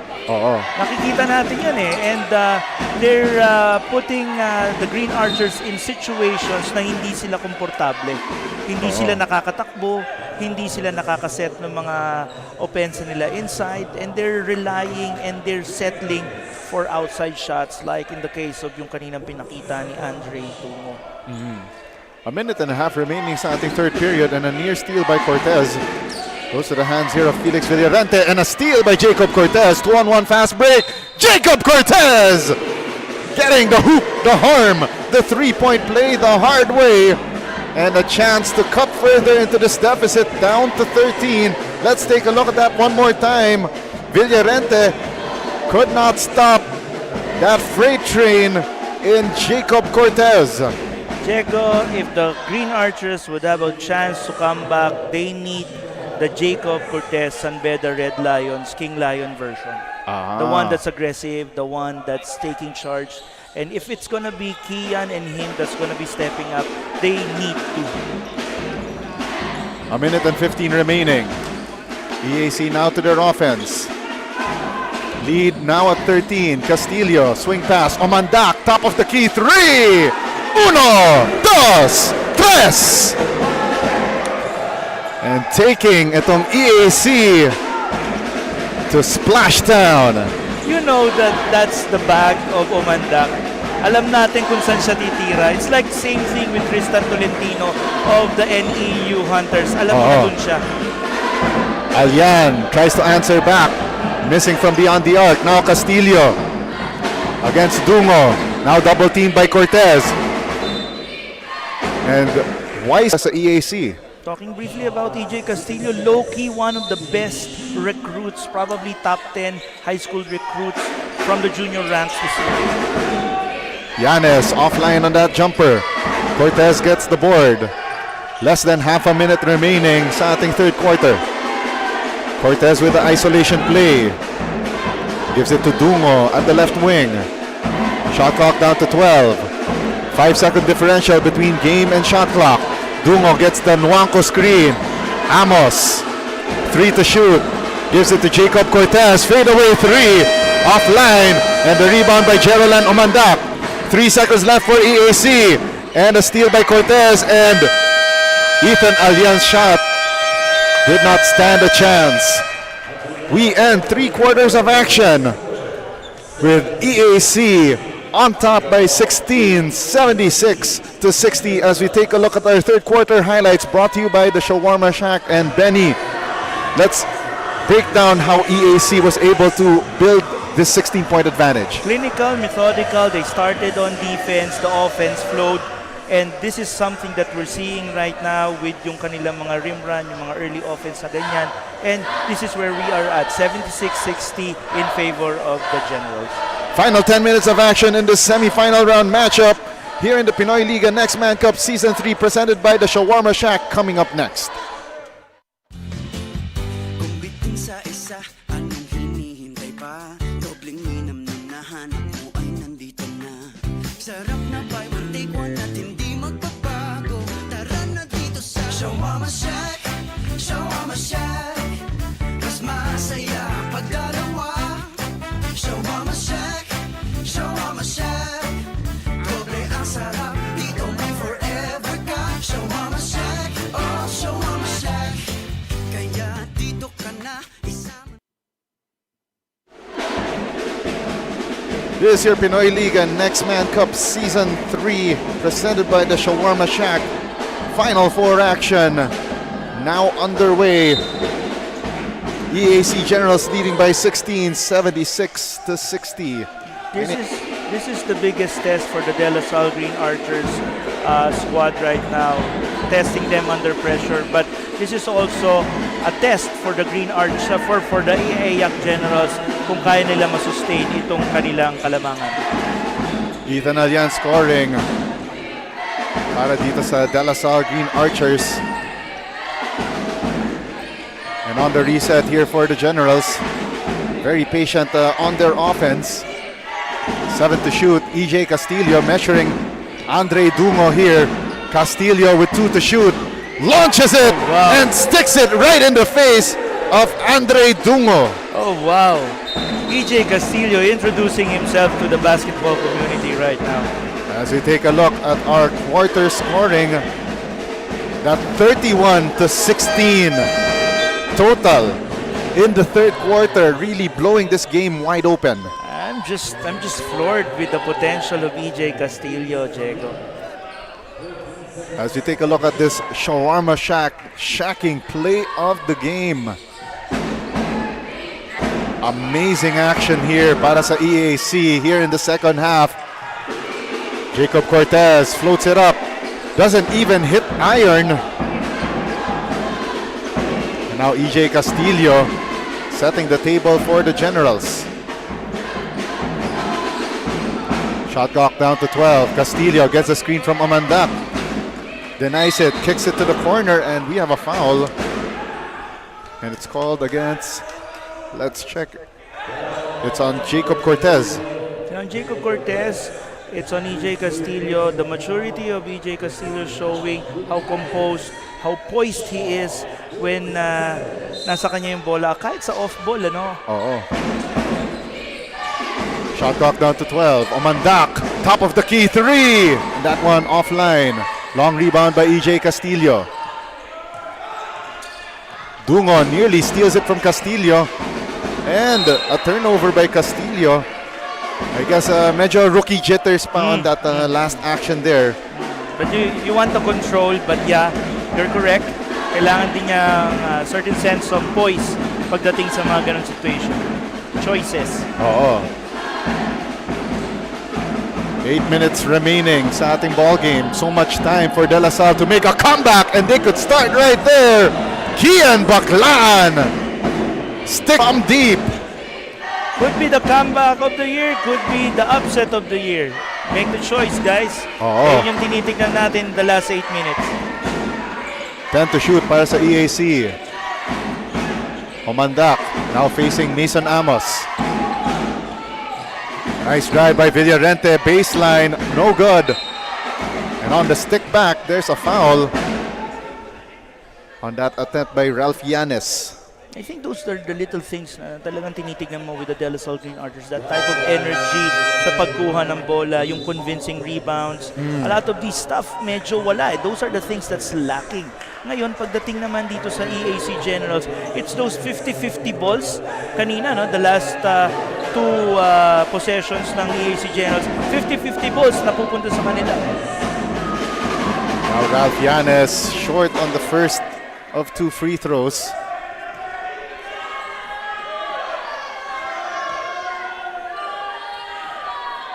And EAC sensing a bit of pressure here. And Yanes missing both. Well, you need that. Oh. Baclaan drops it off. Mason Amos! What a shot. That sense of energy, that sense of speed from Kian, kailangan nila yan. Let's see how the EAC General counters on this, probably dictating the pace once again, like what they're doing here. Possibly the biggest challenge for De La Salle in this Nextman Cup Season 3. They're in a tight situation that they haven't been before. Oh, and not only that, staking their unblemished record in this tournament, and also their season on the line.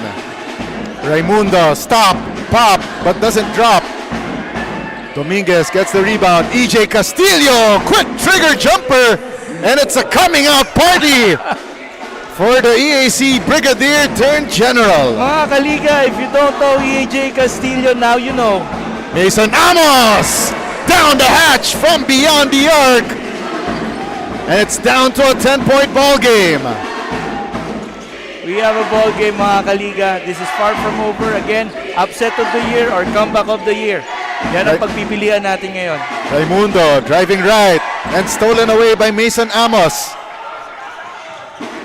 Baclaan changing space, changing direction, missing, and Luis Pablo gets the stick back, pero nga lang missing that, though he was fouled.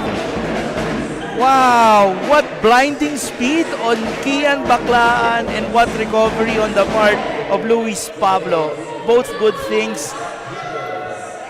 We have a ball game. Mga kaliga, humawak na po kayo ng pwede nyong hawakan. This is gonna be very tight. It's gonna be very exciting. Pablo, first of 2, no good. And now let's go to our courtside reporter, Bianca Tagarda, with this report. Bianca? It's one at a time. Yan ang paulit-ulit na sinasabi ni Coach Oliver Bunyi every huddle, trying to wake the Green Archers after an unproductive third quarter where they were left with as much as a 16-point deficit. This last quarter, it's going to be a blood and sweat fight, considering that EAC's youngest star, EJ Castillo, still won't stop and is unstoppable with his pace. Now let's see on which Green Archer will be the hero for the last 10 minutes. Gentlemen? 10 seconds to shoot now for EAC, and thank you, Bianca Tagarda, for that report. Dominguez kicks it out to Tolentino. 3 to shoot. Tolentino off the window and in for the flash. 82 to 70. Cortez, step through, gets the bucket, and the chance for the bonus. My God, did you see that? Pinoy step, hop, James Harden, everything. My God. Jacob Cortez with this the shawarma shacking play of the game, throwing everything, including the kitchen sink.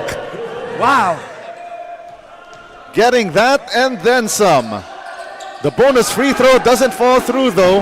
Got 3 free throws already. They need that. Oh. Had they made that, it's down to 7. But they still have 5 minutes. But again, hindi natin matatawaran how EAC has prepared for this. How their guards are so brilliant right now. EJ Castillo sticks it against Boris Marasigan. No good. Shanoda gets the board. Tolentino from the left elbow. Left it short.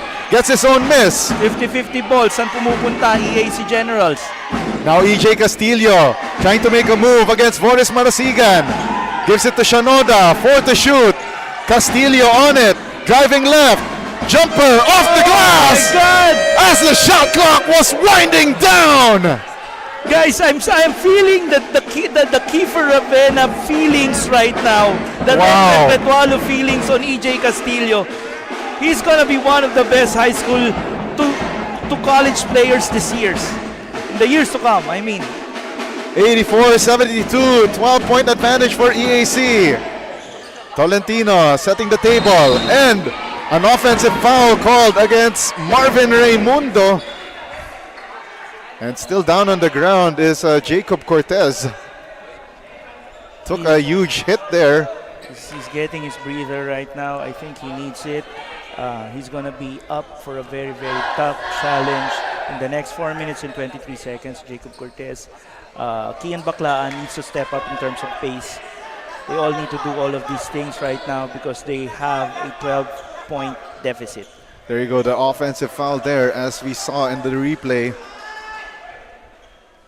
Cortez was really sticking to Marvin Raimundo like glue.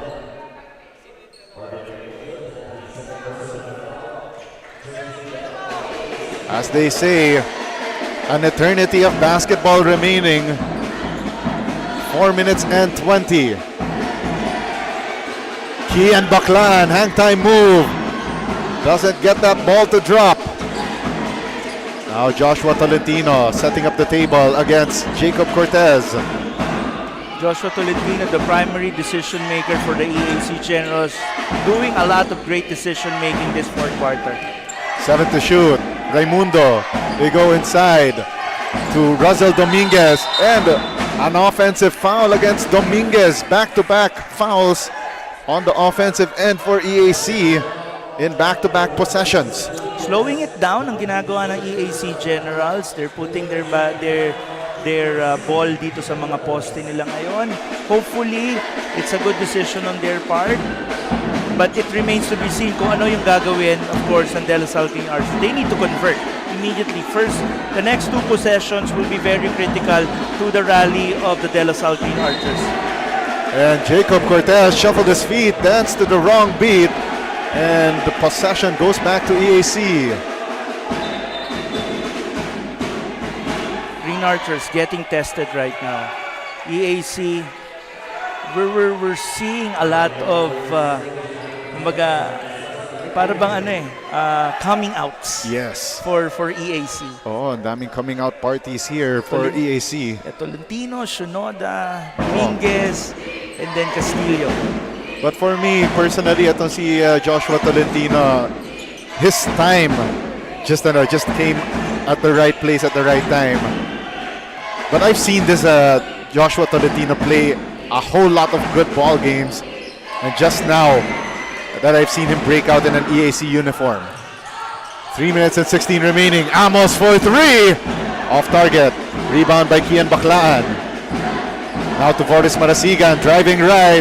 Layup falls through. Down to a 10-point ball game. 84-74 with 3 minutes remaining. Down to the midnight hours of this match. 14 to stand up. Oh. We have to stand up here, Diego. 2 minutes 47, 10-point lead. Raimundo against Amos. Foul line J. Does not get that lucky drop. Marasigan forward to Amos. Has Pablo. to be in the hands of the guards right now. Baklaan driving baseline, drops it off. Luis Pablo. And that's been their bread and butter early in the first half. And 2 minutes and 20 remaining here in the fourth period. Shanoda down to an 8-point ball game. Number 8, Castillo missing that jumper. And now De La Salle, the golden opportunity to cut further this deficit. Amos thought about the 3, gave it to Cortez. Shot clock down to 2. Now we're down to the last 2 minutes, brought to you by Eastern Communications. 7 to shoot. Baklaan missing that layup badly, and the rebound by Jacob Shanoda. And that's team foul number 3 on De La Salle.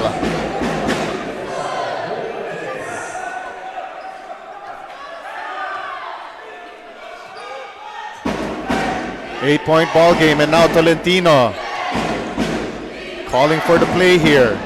Facing the defense of Boris Marasigan. Shanoda with the screen. 10 to shoot.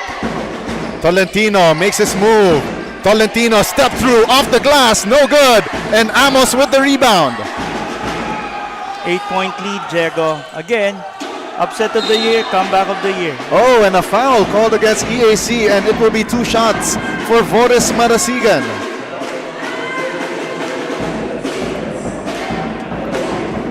They need that. Hindi gumagalaw yung clock, 1 minute 21 seconds to go. Although, the De La Salle Green Archers, they need to stick it sa free throw because they had 3 free throws earlier. Talaga hindi pumasok. Let's see what's gonna be the adjustment in terms of this. Because Ethan Alyan is set to come in. Sino kayang papalitan niya?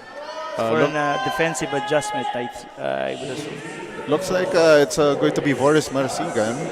Because looks like ito si Coach Oliver Bunyi. Pull back ito si Ethan Alyan. Marasigan hits the first coolly, calmly, and collectedly. Much to the delight of the De La Salle Animo squad.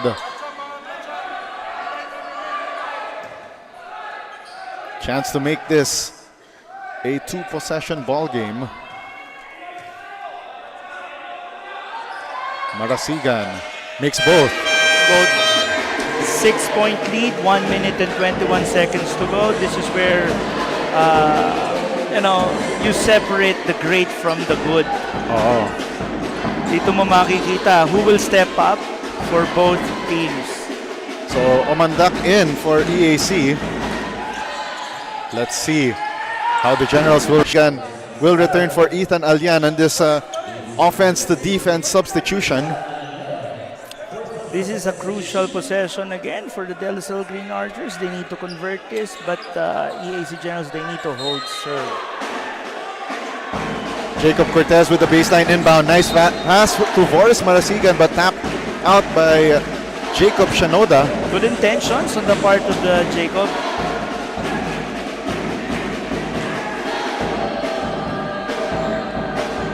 Jacob Cortez to inbound once again. Shot clock did not move. Now to Baklaan. 12 to shoot. Cortez launches a 3. Left it short.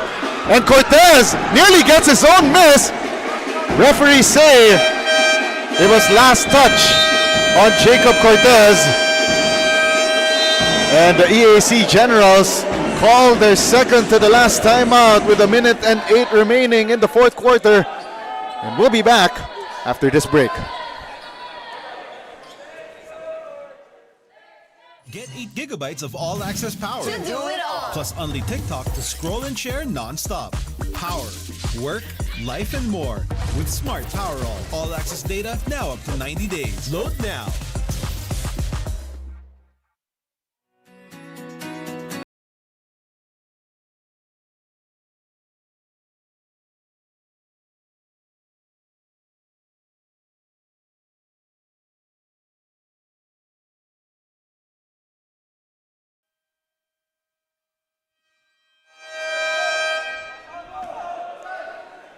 68 seconds remain in this epic matchup between EAC and De La Salle.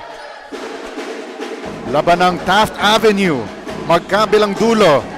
But will it be the red shirts of EAC or the green of De La Salle that will prevail? Right now, it's looking good for EAC with a 6-point lead, 84-78. I'm chatting with my group here sa yung TNE group namin ito nila Navina, no? So shout out to you guys. I hope you guys are enjoying this wonderful game that we have. Baseline inbound here for Marvin Raimundo. So EAC deciding to inbound from the other side of the court off their own timeout. Joshua Tolentino lost the handle, steal by Jacob Cortez. Kian Baclan scores. It's a 4-point ball game. 4-point ball game. It's a 4-point ball game. And we have 59 seconds to go. Kapit mga kaliga, this might probably be one of the best games that you'll ever experience. And an offensive foul on Joshua Tolentino. Oh my goodness, Kian Baclan. Or should we say Jacob Cortez drawing that foul, and De La Salle burns this second to the last timeout. Coach Oliver Bunyi will draw up this incoming play, and we'll be back after this break. Let's take a look at that steal by Cortez leading to that Kian Baclaan layup. And we'll be back after the short break.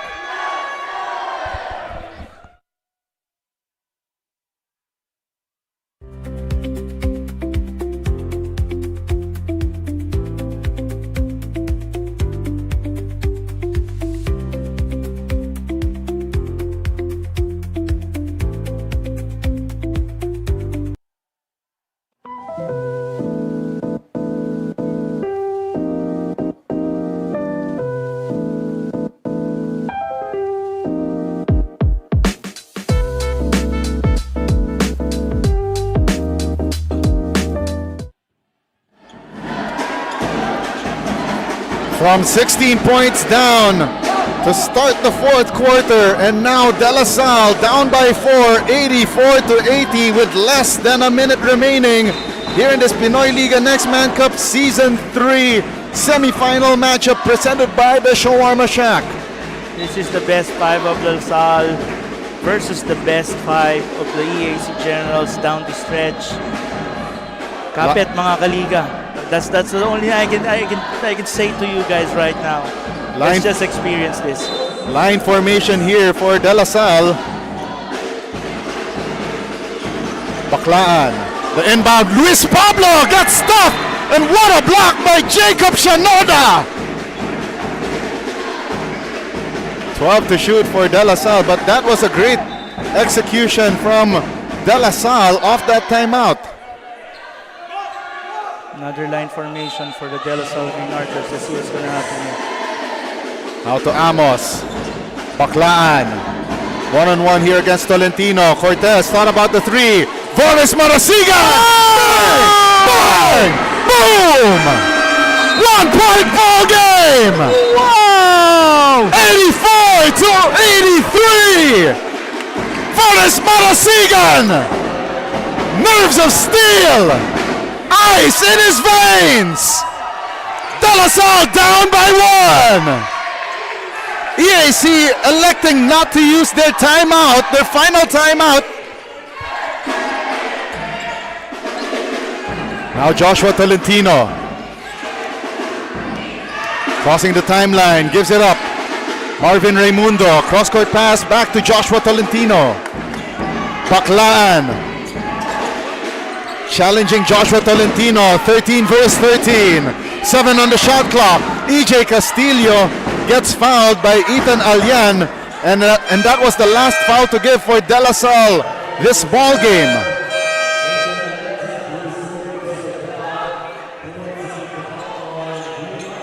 Half a minute remaining.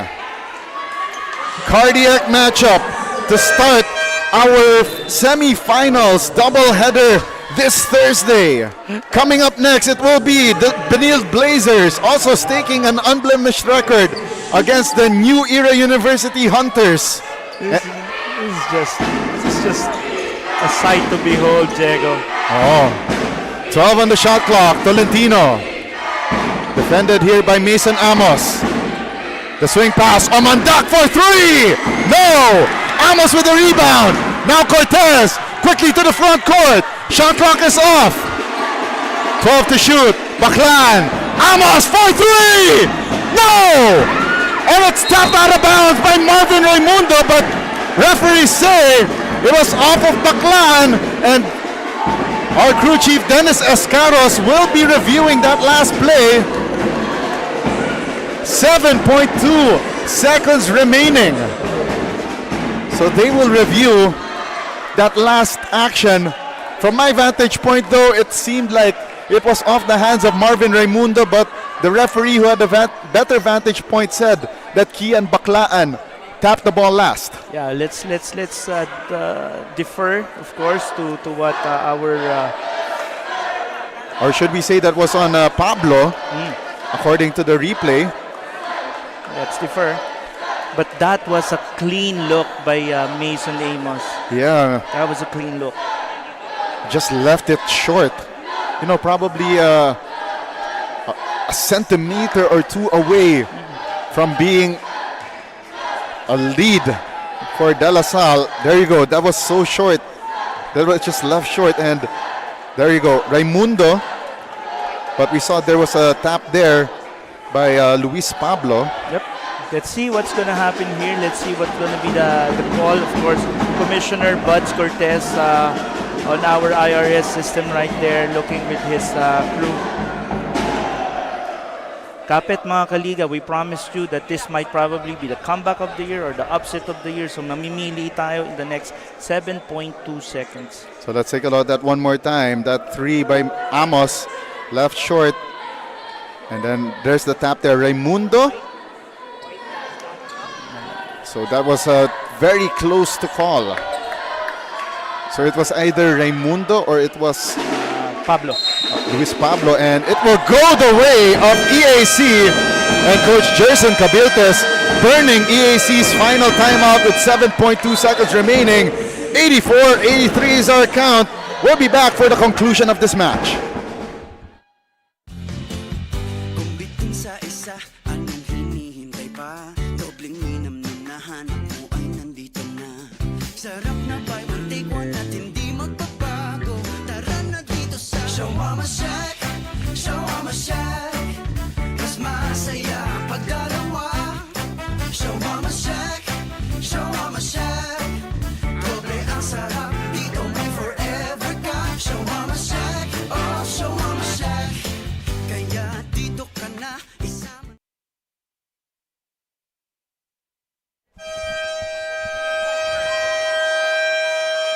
We are down to the final 7.2 seconds of this instant classic between EAC and De La Salle here in your Pinoyliga Nextman Cup Season 3, presented by the Shawarma Shack.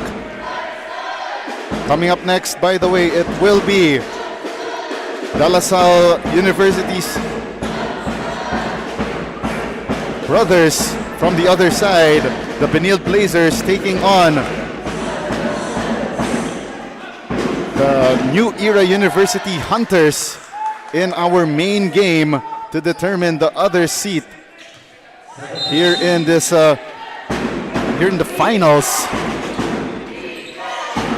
The inbound pass, they go to the corner here, and Vodes Marasigan forced to foul. Itong si Joshua Tolentino, and it will be 2 shots for Joshua Tolentino, and possibly to give some cushion here for EAC with 4.6 seconds remaining in this ball game.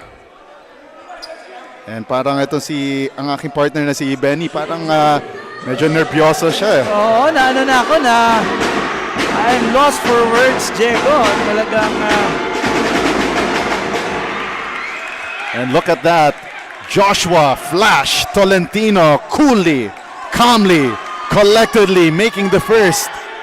But De La Salle still has one more timeout remaining. Coach Gerson and Coach Noy giving final instructions kung ano yung gagawin nila in this play. Tolentino hits both. Timeout De La Salle with 4.6 seconds remaining. And it's a 3-point ball game, 86-83.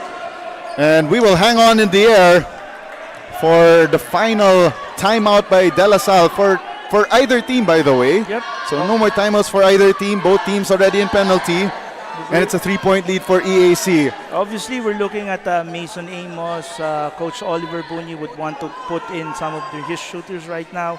Boris Marazican is an option. Obviously, the two guards, Kian Baclaan and Jacob Cortez, But of would course, be able to chunk it up. Baka mamaya niyan makapuntos din sila from the 3-point area.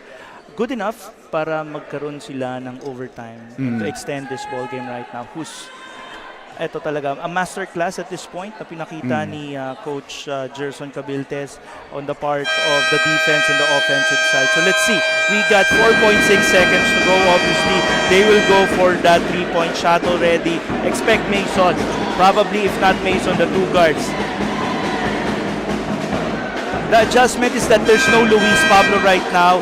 Coach Oliver Bunyi placed in 5 options because Andre Dumo is inside the court right now para makatira ng 3-point shot. yeah, so Andre Dumo will be the X factor here together with Mason Amos. And it will be Jacob Cortez, the cool cub, inbounding from the sideline. Cortez, Amos finds an opening for 3, left it short, and the EAC Generals has mounted the upset of the Pinoyliga Nextman Cup Season 3, 86-83. The Generals are in the finals, ousting the erstwhile undefeated De La Salle Green Archers in an epic classic to start our Thursday Final Four showdown in Benny. Wow.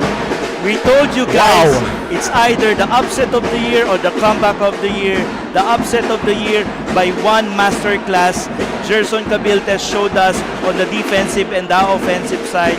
The guards of the EAC Generals, Tolentino, Castillo, Shinoda, everyone contributed. Yes. Ang galing. All right, and now we will now listen into the school hymns for both EAC and De La Salle shortly. All right, please line up for the school hymn.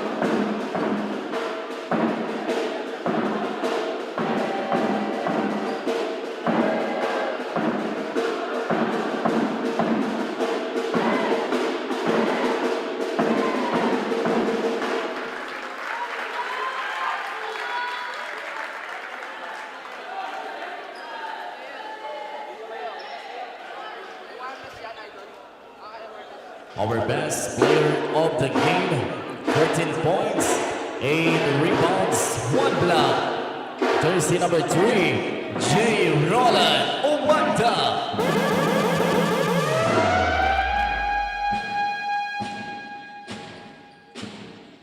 Mga kaliga, I'm here with our best player of the game. That is Jerolan Omandak. Now, congratulations for this win with 14 points, 8 rebounds, and 1 block. Now, anong pakiramdam mo entering the finals after defeating Lassalle? Siyempre, masaya kasi nakatalo namin yung top sa UAP. Ganun. And napansin ko what set you apart in this game, apart from your teammates, is that you weren't afraid to take shots. So ano ba yung story behind your attitude for this game wherein you were fearless in taking shots? Sa akin naman kasi, parang always ready lang ako pag pinapasahan ako, titira talaga ako. Ganun. And lastly, may gusto ka bang batiin sa ating live? Binabati ko yung asawa ko na sa bahay, saka yung anak ko. Thank you so much, Jerolan Omandak. And again, congratulations for this win and see you sa finals. Now that's all for our best player of the game interview. Now let's go back to the panel. All right, thank you very much, Bianca Tagardo, with that interview with Jerolan Omandak. 14 points, 8 rebounds, and 1 block, including those all-important 3-point shots para sa EAC to lead them to this 86-83 classic victory over the erstwhile undefeated DLSU Green Archers to punch their ticket into the finals of the Pinoyliga Nextman Cup Season 3 presented by the Shawarma Shack. Coming up next, will it be the other TAF team in the Benil Blazers that will get the final seat, or will it be the New Era Hunters of Quezon City that will make their way into the finals? We'll find out in a few short minutes as we take a look at the Shawarma Shack game highlights of this EAC De La Salle scrum. And Benny, your final thoughts on this matchup? It was EAC that came prepared. They came with a goal of really winning this, and they deserve this win. It's also something that the De La Salle Green Archers, heads up. Talagang pinakita nila yung fight in them, the animo in them till the very end. It just wasn't falling in for them during the last and final stretches of the ball game. All right, that concludes our first semifinals matchup. Coming up next, again, Benilde against the New Era University Hunters as we continue the Pinoyliga Nextman Cup Season 3 semifinals presented by the Shawarma Shack. Dito, Team B ang bida.